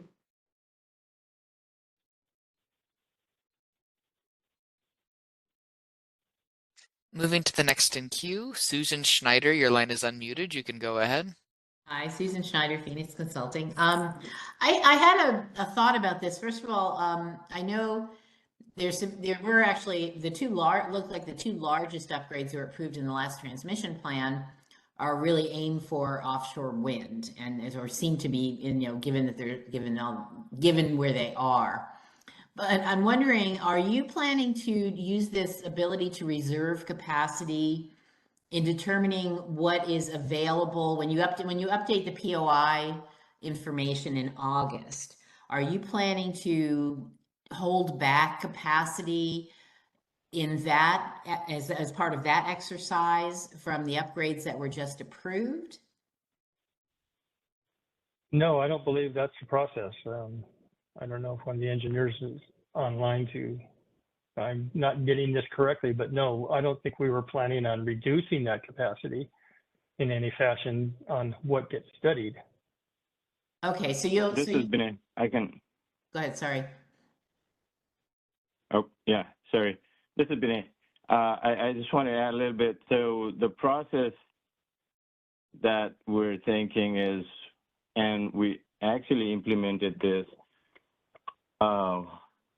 in the 2024 TPD study. So it will be in the TPD study that will reserve for these long lead time resources, even though they're not quite there, requesting TPD allocation. I don't think that was my question. When you put out the information for cluster 15, maybe I need to be more specific. For cluster 15, you put out POI related information about available capacity and all that in April. And then my understanding is that that information will be updated in around August, mid to late August, on a POI basis, including reflecting the TPD allocation process we just had, and potentially including the upgrades that were included in the last transmission plan. And so my question is, in determining how much capacity is available by zone and within, behind different constraints, are you going to hold back some of the available TPD for purposes of determining how much capacity will be available or accepted for study? Are you going to hold back capacity that you're going to earmark for these long lead time resources? Am I making sense on that? Is that clear?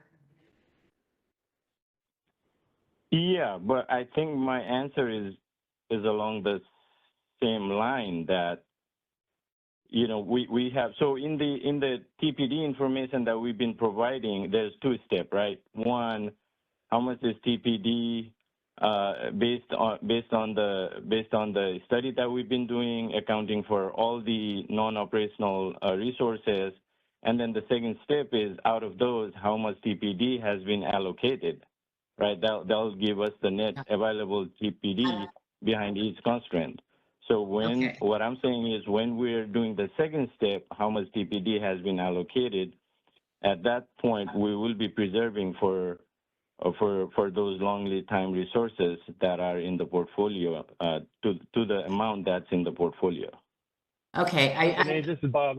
I think what Susan is asking is that when a new transmission plan project is approved and it's going to create X amount of new capacity to a particular area, is that amount of transmission plan capacity put into the amount that's available behind the constraints associated with that particular upgrade? Or is it actually held back and not included to calculate the 150% available capacity when you're looking on a constraint by constraint basis? Yeah, I mean, that's the question is that the POI analysis you guys put in April and you're going to be updating sometime in August showed different amounts of capacity available behind different constraints and at different POIs.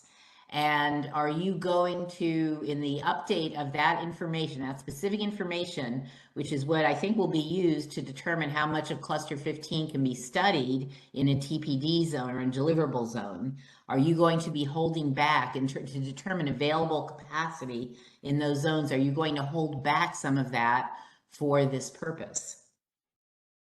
This is Robert. I can jump in a little bit. We should be modeling, like for the I think this discussion includes the out-of-state wind, the long lead time out-of-state wind. I believe that's included.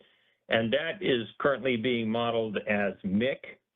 So we should be modeling the latest committed long lead time out-of-state wind resources as MIC in our TPD allocation study. So then it would show up as just reduced TPD in the internal ISO zones, or behind the internal ISO constraints. The out-of-state, the offshore wind, yeah, Vinay can speak to that better than me. Yeah, so for this example, the offshore wind is, I don't remember the amount of capacity of offshore wind that is anticipated to be needed in the portfolio, but we built capacity for it. It's in the transmission plan.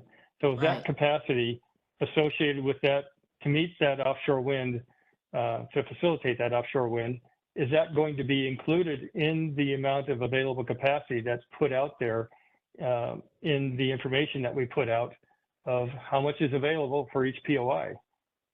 Yeah, that's my question. And of course, some of that, if there is an actual offshore wind application you'd have to sort of have them separate. But yeah, that's my question. Are you going to do that? Let's park this for now. Based on what I understood, my answer is still the same, but it looks like I'm not answering it directly. So why don't you, if you don't mind, put it in your comment. We'll look at it and get back to you more accurately. So I guess it's yeah. I'd be happy to do that. Thanks. Yeah.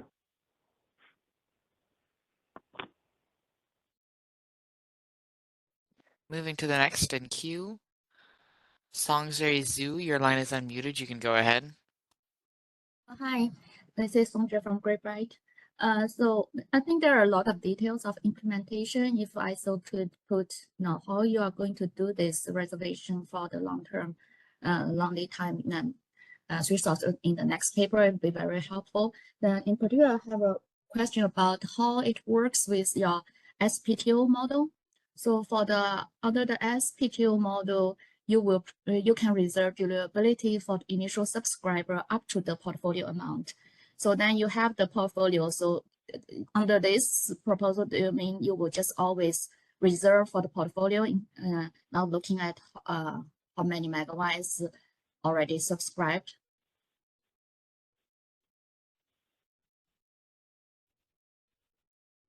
Zonja, so the first SPTO model is Transwest Express. That still has not actually made it into our TPP base cases because they didn't quite have an LGIA signed or something by the time we were finalizing our cases. And so we're still modeling the Transwest Express resources and I believe we'll be modeling them at Harry Allen again, but we're actually still trying to figure that out. So those details are still in process. And then in terms of making sure we model them in the GIP studies, those details are still also in process. So we're kind of in the middle of that implementation, but you can trust us, we'll have it all perfectly done. Yeah, and this is Deb Levine, just to add a little bit more to that. You'll notice in the ISO tariff that there's certain criteria that has to be met for the transmission line to be added into the TPP. That's in section 24. And then there's certain criteria for their generator to be allocated the TPD that's being saved for them as part of the portfolio. And that's in section 25 of the tariff. Hope that helps. Okay, thank you.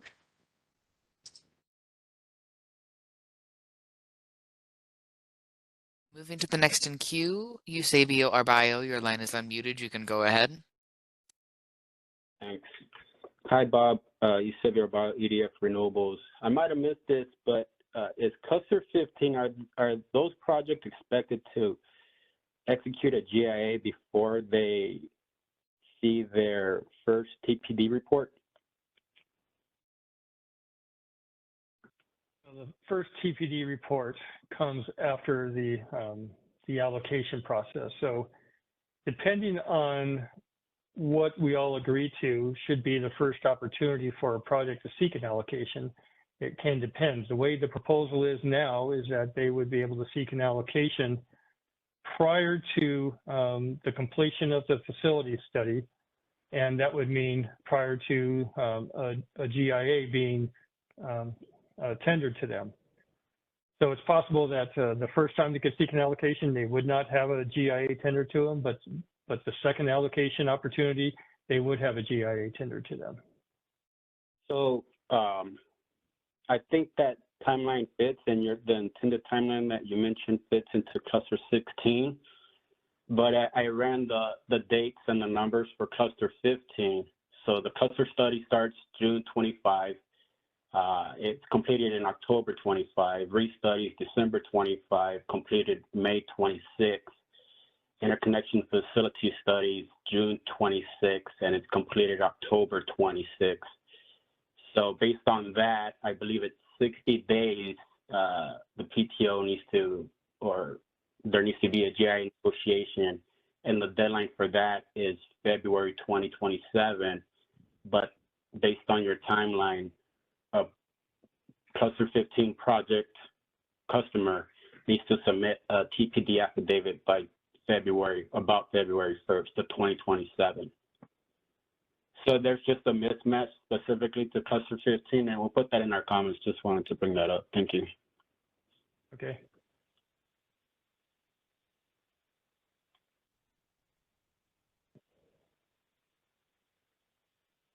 Okay, there are no further comments in the queue at this time. Okay, well, I'll turn it over to Robert Sparks.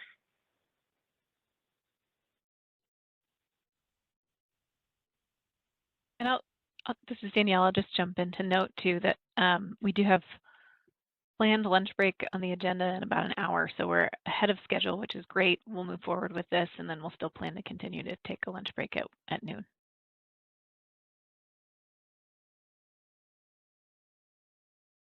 So can we move to the next slide, please?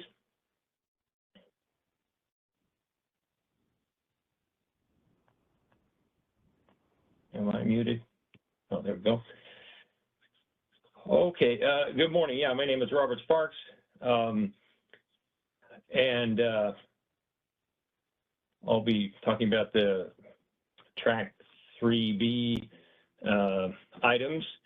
So starting with the first item, due to the large size of the cluster and earlier clusters, the Cluster 14 Phase 2 reports identified several long lead time short circuit mitigation projects.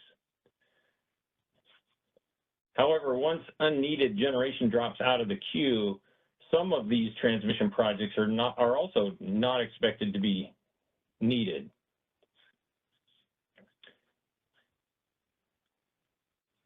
Unfortunately, the in-service dates for all the generation projects currently reflect the long lead time it would take to complete the short circuit mitigation. However, some of the generation projects could probably interconnect without triggering the need for some of the short circuit mitigation.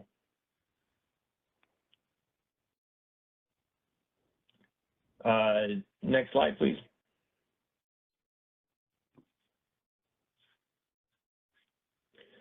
So in theory, some of the generation could interconnect before the short circuit mitigation is in place, but since not all of the generators can interconnect early, which one should be allowed the privilege of the early interconnection?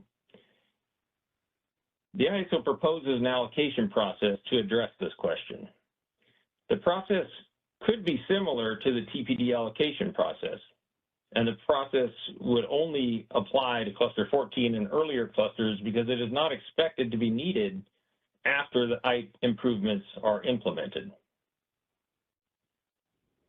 Next slide, please.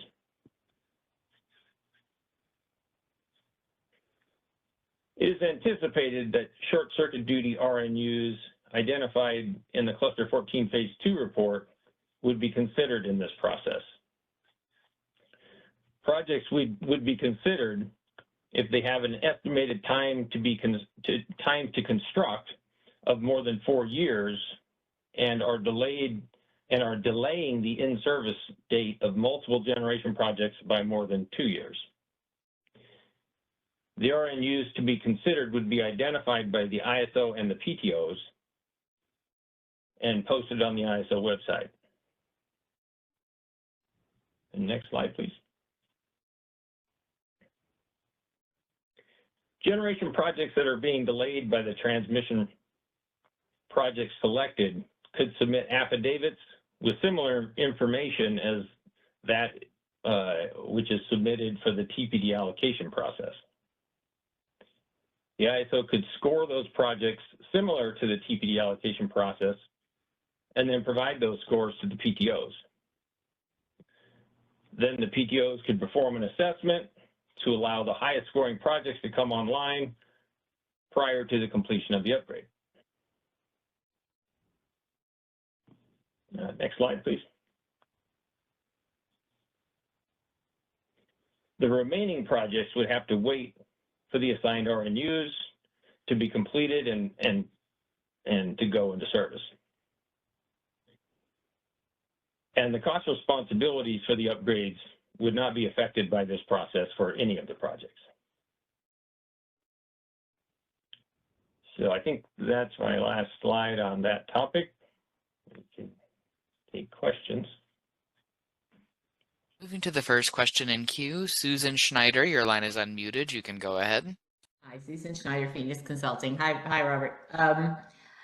I just have a couple of questions. I think there's some statements in the proposal that say that this would really, short circuit duty is really the only thing that applies here, but this could apply to any sort of RNU, any type of long lead time RNU upgrade, right? Well, we hadn't contemplated that, but that, again, I probably should, as it states in the paper, we're looking for input on this. Mm-hmm. So if you feel like it should, go ahead and provide that comment. Okay, and if these upgrade, if there are, oh, sorry, go ahead. I didn't mean to interrupt. Yeah, I'm sorry, I should have kept going, but and if you could provide some examples as to why you think it should include other RNUs, just so that you know. Yeah, it wasn't clear whether you were ruling them out or it was just a general proposal or really specific. So I think that's really what I was getting at. I think there's a, stakeholders have raised this concern. We observed it ourselves as well. And I just don't believe I've heard about other projects. And I think we're trying to keep this to more of a one-time fix. It's not expected to be an ongoing process. Okay, well, because I heard, for example, there was one substation, I think, where there was a control building that had to be rebuilt, and because of permitting and all of that, it was going to take like 6 years or something. So there are a few other examples. So anyway, it just wasn't clear from the proposal whether you were trying to narrow it down to just this or make a more general proposal for this kind of upgrade. Yeah, I think we are trying to, keep it manageable, but if you have some feedback on that, we certainly would like to see it. Okay, and then sort of along those lines, I think there are even short circuit upgrades that for other clusters, a couple of earlier clusters that also are delaying projects for multiple years. This really seems again, the proposal really discussed more cluster 14, and is it possible that they could apply to upgrades for earlier clusters as well? Yes. Yeah, I was a little bit vague on that, but that was some internal feedback we got as well. And so, if there are such projects that qualify for the same criteria that we end up setting up, then I believe that is the intent. Yes. Okay. And then potentially hopefully not going forward, but looking backward. Well, that's where I'm going on the next question. Is it possible that you will have some of these? You're accepting 150% of what's deliverable, but that really relates more to TPD. And if you've got RNUs, for example, that are triggered, long lead time RNUs triggered by future clusters, would they also be eligible for this kind of treatment if they meet the criteria that you've laid out? At this point, the ISO thinking is that it won't be necessary. I suppose if that premise is not right, I suppose we could rethink it. Well, it seems like, for example, you're going to be accepting 150% of available capacity, and it's possible that there could be upgrades triggered in that group that could meet these criteria, at least theoretically, right?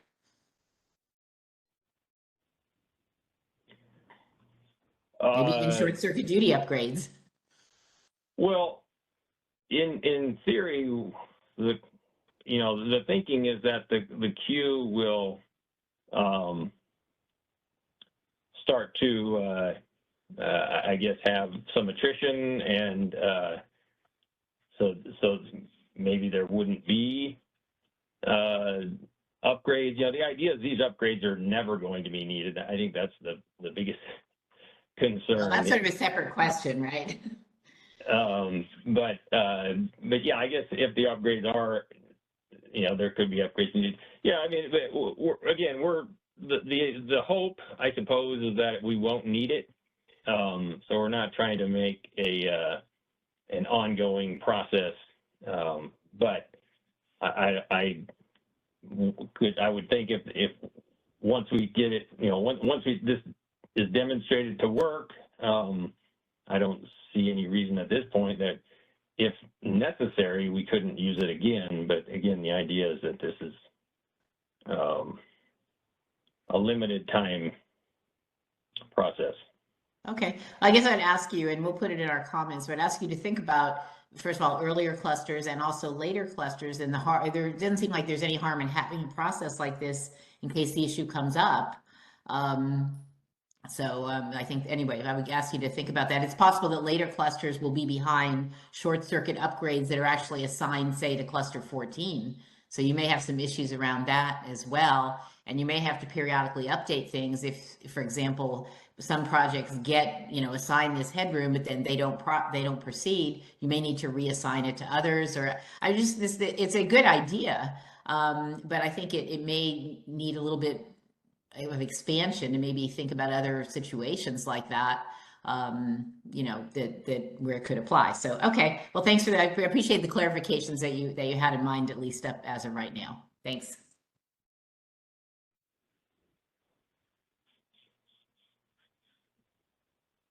We do have one question that came through the chat panel. Jean Lee with SCE asks, what is the timing for when affected RNUs would be posted to the CAISA website? And is this allocation process would occur?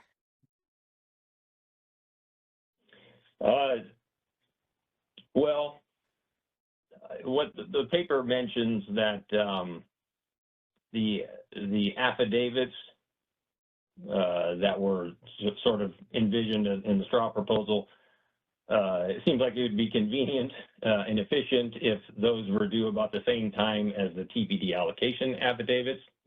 We're expecting it to be similar information. So that kind of gives some indication of the time frame.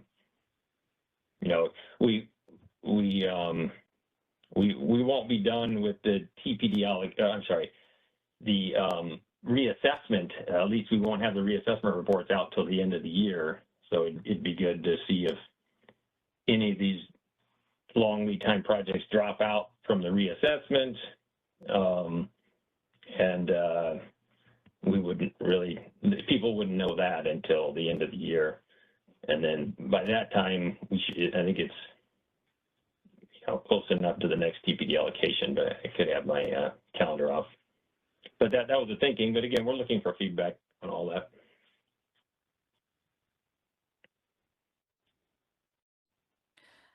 Next in the queue, Sushant Barave. Your line is unmuted. You can go ahead.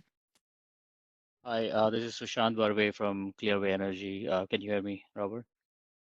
Yeah. Hi, Sushant. Hi. Yeah, thanks.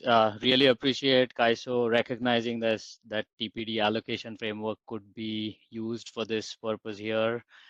My question is more on the timing front, and maybe for Danielle, where we would like to explore if there's a way to carve out this portion of the proposal and find a way to expedite it.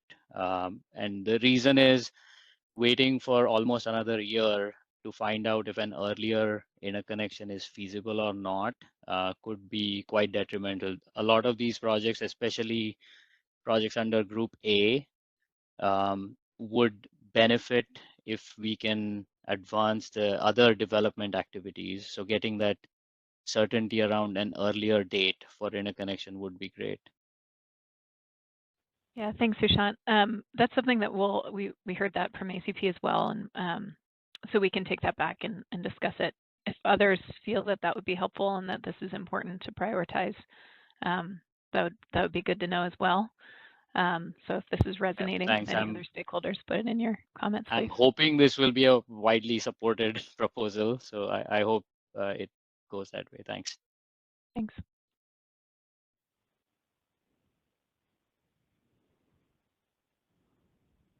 There are no further questions in the queue at this time. Great. Guess we can move on to the next topic. Next slide and next slide, yeah.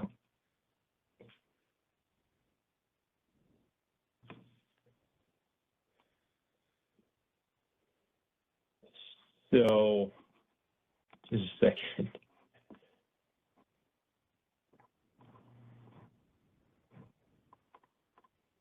I lost my notes.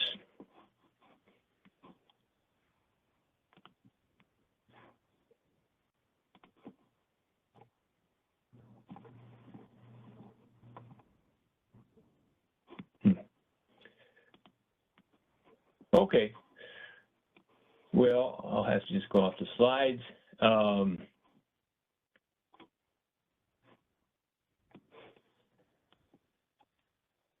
So this is a topic that we actually brought up in the BPM change management process last year, I believe, or maybe it was earlier this year.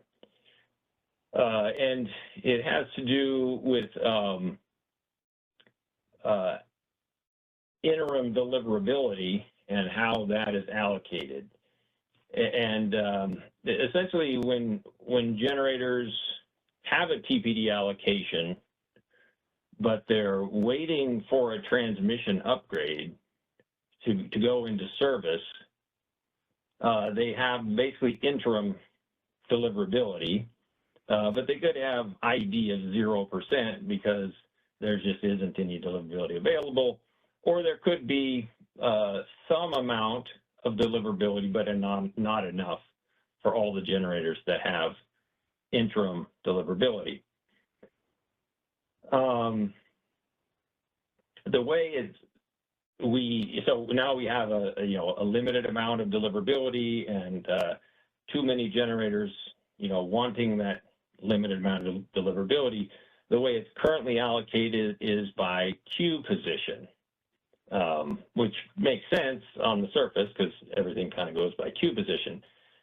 But along the line, we created this MMA process and allowed basically storage projects to be added through the MMA process as energy only. And they essentially acquired the same queue position, even though they were introduced years later after that cluster study was done. And so essentially these batteries, at least in an interim deliverability framework, were the way the process works today, they're jumping ahead of projects that have been in the process for years, and then a battery comes through the MMA process, but they're associated with an earlier queue project, but of course the battery came later, and so they're leapfrogging ahead of projects because it's essentially being allocated by queue position, and they're getting sort of an artificial queue position.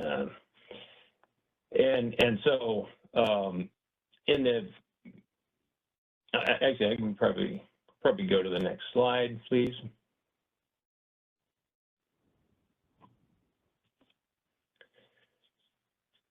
So as I mentioned, this was discussed in the BPM process, and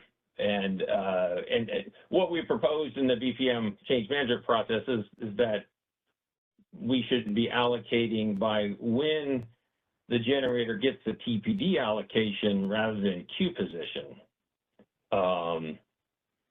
because that addresses this issue of, you know, that actually all projects really actually get their. In fact, we even talked about today. You have the FCDS R and FCDS A, I think it was.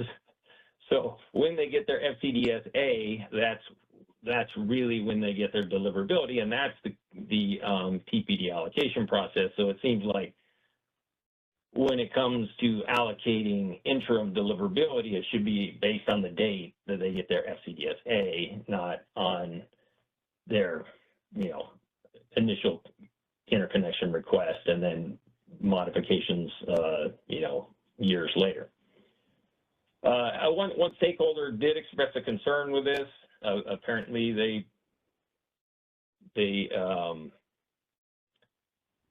were kind of counting on taking advantage of this, you know, with the way the process works today, and making business decisions. And, you know, at least that was my understanding of their comment. So they were concerned about the proposal. So that's why we're in this stakeholder process, and we sort of pulled it out of the BPM change management process and have it in this process. Next slide, please.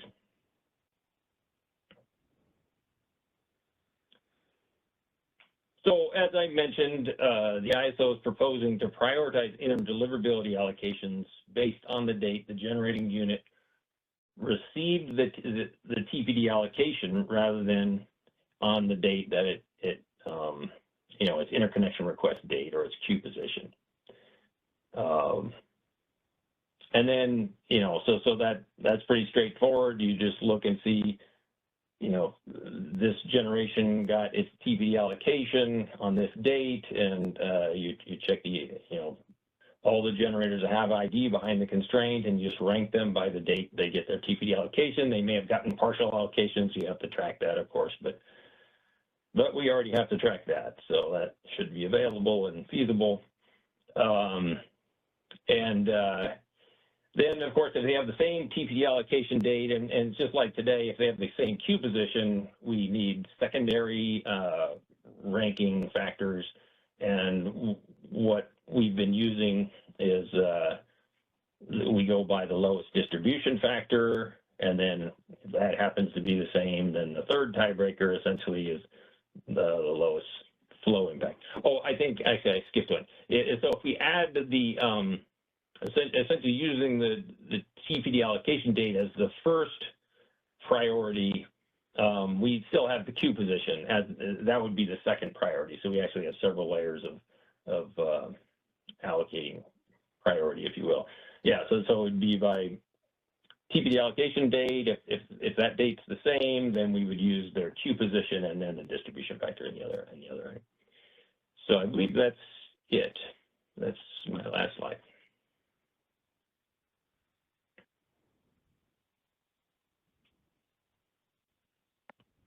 We do have a handful of questions up in queue. First, Susan Schneider, your line is unmuted. You can go ahead. Hi, Susan Schneider, Phoenix Consulting. Hey, Robert. Okay, so I want to make sure I understand this. First of all, right now, they use queue position, then distribution factor, then flow impact. That's the hierarchy right now, right? That's what's in the BPM now, yes. Okay, so the only change here is that ahead of the queue position, you would be looking at the TPD allocation date. Yes.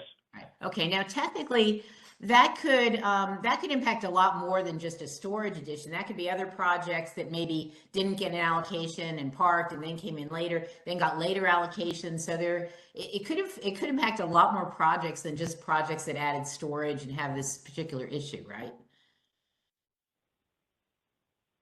I suppose it could, yes.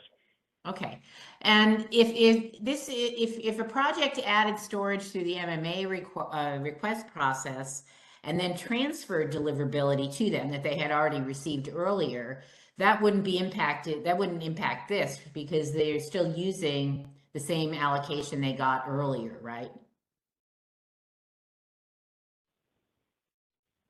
I'm not sure I understand. So I'm not sure I understood the question, but let me provide an answer anyway.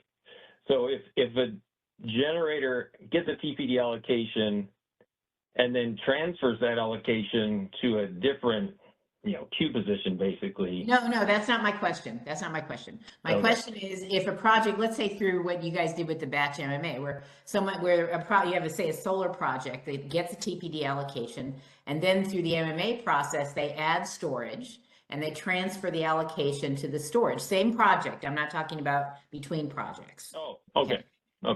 Okay, so but that's still the same TPD allocation, so that wouldn't be affected. That wouldn't be affected by this at all, right? That's right. Essentially, that we'll have to, and we already have to do this because, as you know,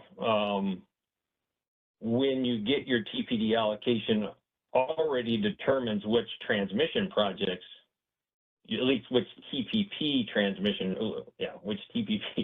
projects you're waiting for. So we're already having to track that as best we can. Okay, so this only applies. Yeah. Okay, so this only applies where a project has add storage after a later queued project had entered the queue, and they sought a new TPD allocation for the storage, because if they just transfer their allocation, this wouldn't impact it. So they would have to have added storage after sort of the next or other projects that were later queued, and that storage then went in and got a TPD allocation that now will have a later date than the TPD allocation for those later queue projects in the same area. Am I getting this right? I think so. Okay, then did you think about maybe something that might be a little simpler, which is basically using the MMA request, which is kind of when the storage entered the queue, if you're looking at projects that got a new allocation later, and just use the MMA request as kind of the similar thing to the interconnection request date, instead of worrying about when the allocations were received? Yeah, that seems like a reasonable request as well, or reasonable proposal as well. Yeah, put that in writing. Okay. All right. Well, great. Thank you. I appreciate you going with me on this. I just want to make sure I understood what you were trying to do, and we'll put some comments in for that as well. Thank you very much, Robert. Moving to the next question in queue, Rayanne Quadro, your line is unmuted. You can go ahead. Hey, thank you. Rayanne Quadro with Gridwell Consulting. Robert, I didn't hear you mention anything about sort of a legacy treatment for existing generators besides the comment that you had one stakeholder in the PRR process. And I just wanted to put it out there that I have a lot of clients who have reached out to me about this recently, and really to support existing contracting, like existing PPAs that were signed and were, projects who had allocations under Group A or B.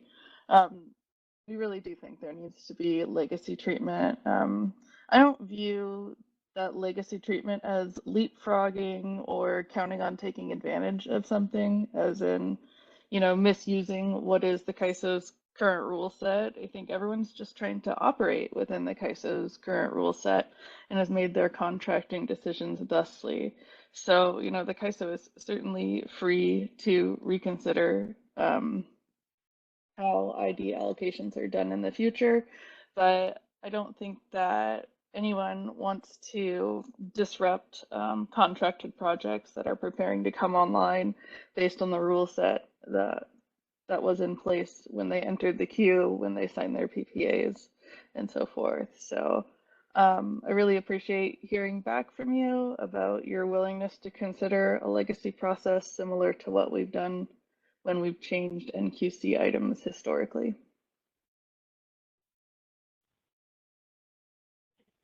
Yeah, I'm not familiar with historical changes to NQC items, but yeah, we would like to avoid the legacy tracking, if you will, but go ahead and put it in writing if you like.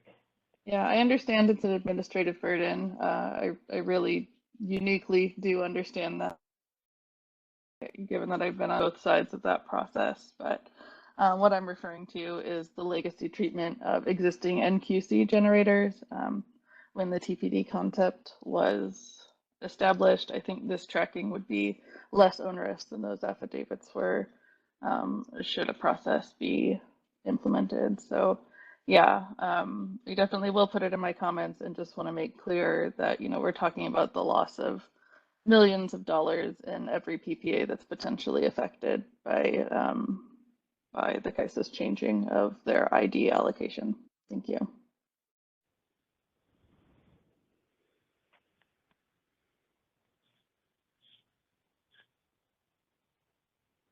Moving to the next question in queue, Maya Habib, your line is unmuted. You can go ahead.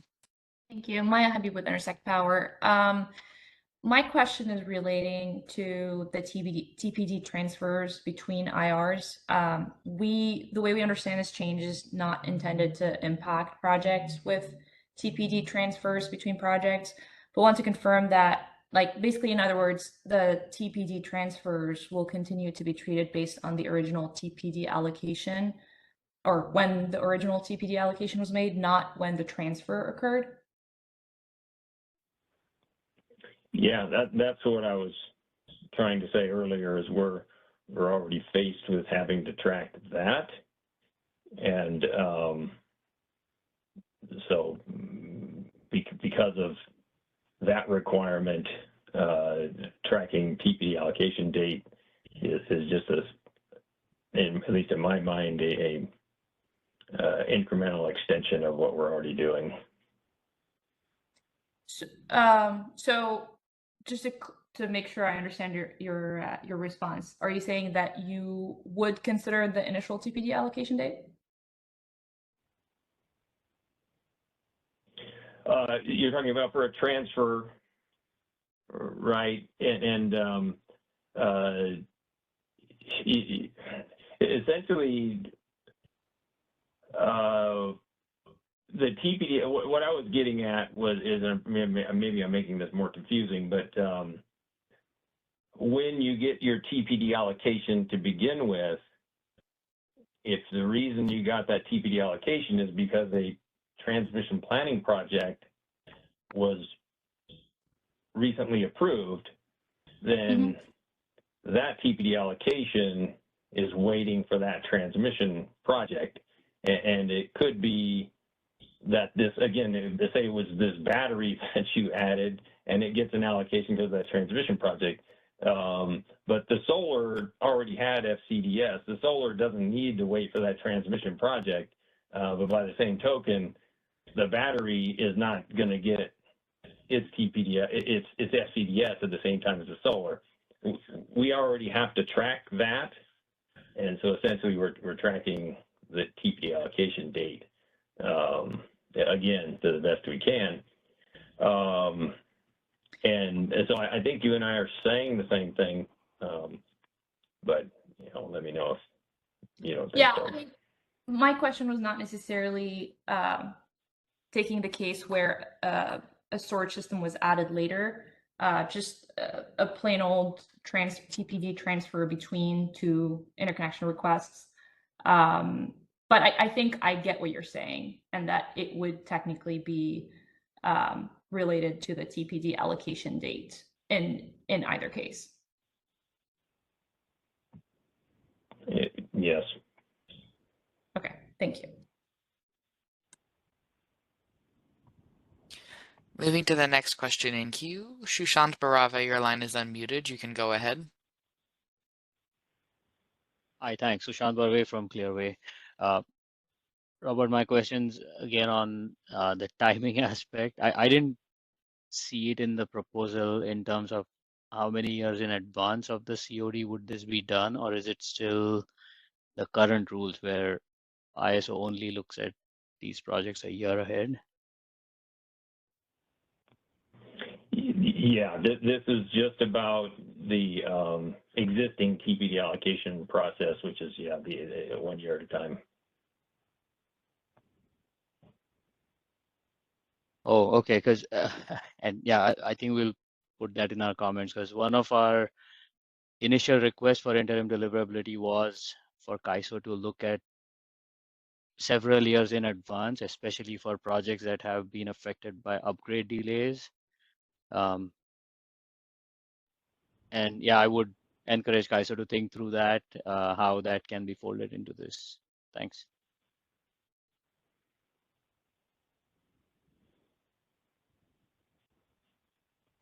Moving to the next question in queue. Songjay, your line is unmuted. You can go ahead.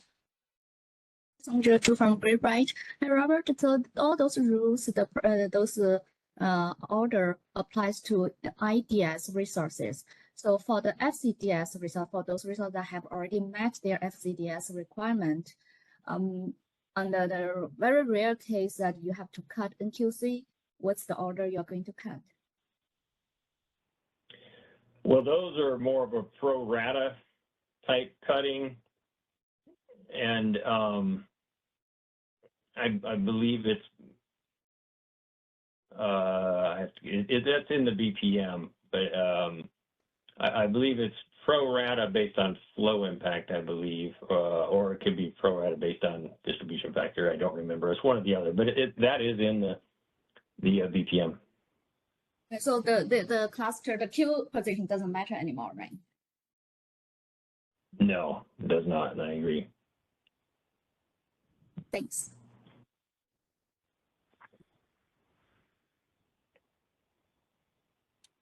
Moving to the next question in queue. Paul Cummins, your line is unmuted. You can go ahead. Can you hear me? Yes. Thank you, Robert, for your comments. So this is a great concern to us, and the stakeholder that made comments back in January thereabouts for the PRR, we support those comments that say that this approach using allocation date is not really a viable approach, certainly for older queued projects. We have 3 older queued projects, and the CAISO established a system for allocation of deliverability that was based upon these buckets, and our projects went out, and we received PPAs with LSEs long-term with substantial development security requirements and also performance security requirements. And when we did so understanding both them and us, the LSE and us, what was in the BPM at the time. And as we all understood at the time, that the earlier queued projects would be first in line for interim deliverability. So not only the LSE, but also our projects had, their cluster 7 projects, they had a very high confidence that they would be first in line for interim deliverability. Now this proposed methodology could, on a year by year, throw the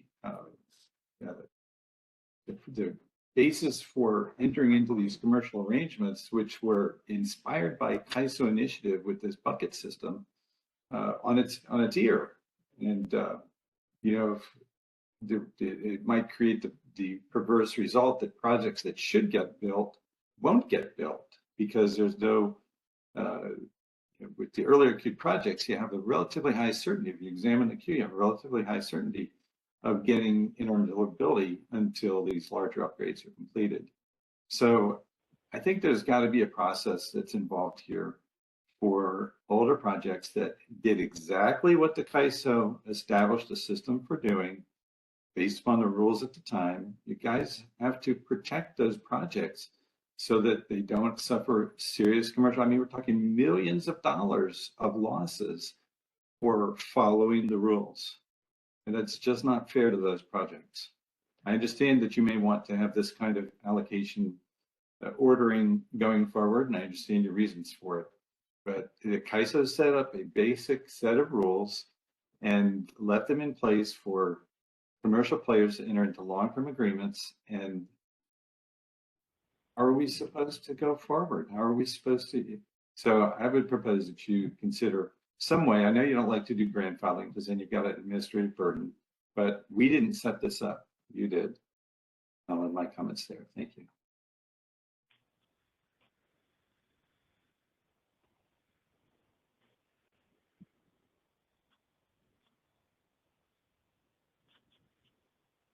Moving to the next comment in queue, Aftab Alam, your line is unmuted. You can go ahead. Thanks. Hi, Robert. This is Aftab Alam from SP Energy. Can you hear me? Yeah, yeah. Hi, Robert.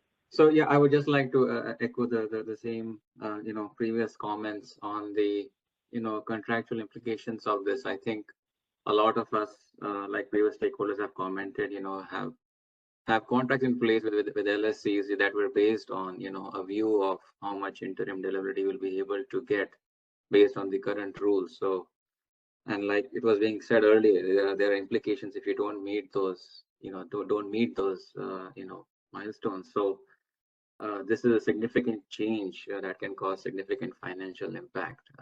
We'll add that in the comments, but I just wanted to second the previous commenters.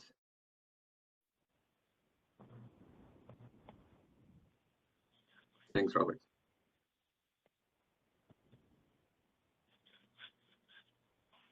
With that, there are no further comments in the queue. Okay. Well, guess I can hand it back to Danielle. Thanks, Robert. Hi, everyone. Okay, so we're way ahead of schedule. If there are no questions on kind of the track 3B issues, we can move ahead, and I'll just share a little bit of information about next steps for this initiative. Next slide, please. So here's a proposed schedule for going forward. We plan to turn around, after looking at comments, which are due on July 29th, we plan to turn around a draft final proposal and proposal by August 27th. We'll also then have a stakeholder workshop on those proposals on September 3rd. And then on September 17th, we'll have comments due on that. I also want to highlight that we will have an interconnection standards fair. This is not necessarily related to track 3, but more related to track 2 and the process going forward. That will take place on September 17th, 2024. There's been a notice going out holding the date for that, but I just want to make sure there's cross-messaging and cross-posting, since a lot of you stakeholders will be interested in that as well. And then we'll move forward with the process. Again, this is, as I said, subject to change, and we're looking forward to your comments on priorities and schedule and how much time you think we need to get resolution on these issues. But right now, the plan is to take this to the Board of Governors in December of 2024 in order to have it take effect for the 2025 TPD allocation timeframe. And with that, I will turn it to Christina for additional next steps. Thank you all for your time today. Thanks, Danielle. For additional information and the comments template, please visit the initiative webpage. If you have any additional questions, please email isostakeholderaffairs@kaiso.com. As a reminder, registration is now open for the 2024 Stakeholder Symposium. For more details, please visit the event webpage at reg.eventmobi.com/2024 Stakeholder Symposium. And with that, we thank you very much for joining today's discussion. Thank you and have a wonderful rest of your day.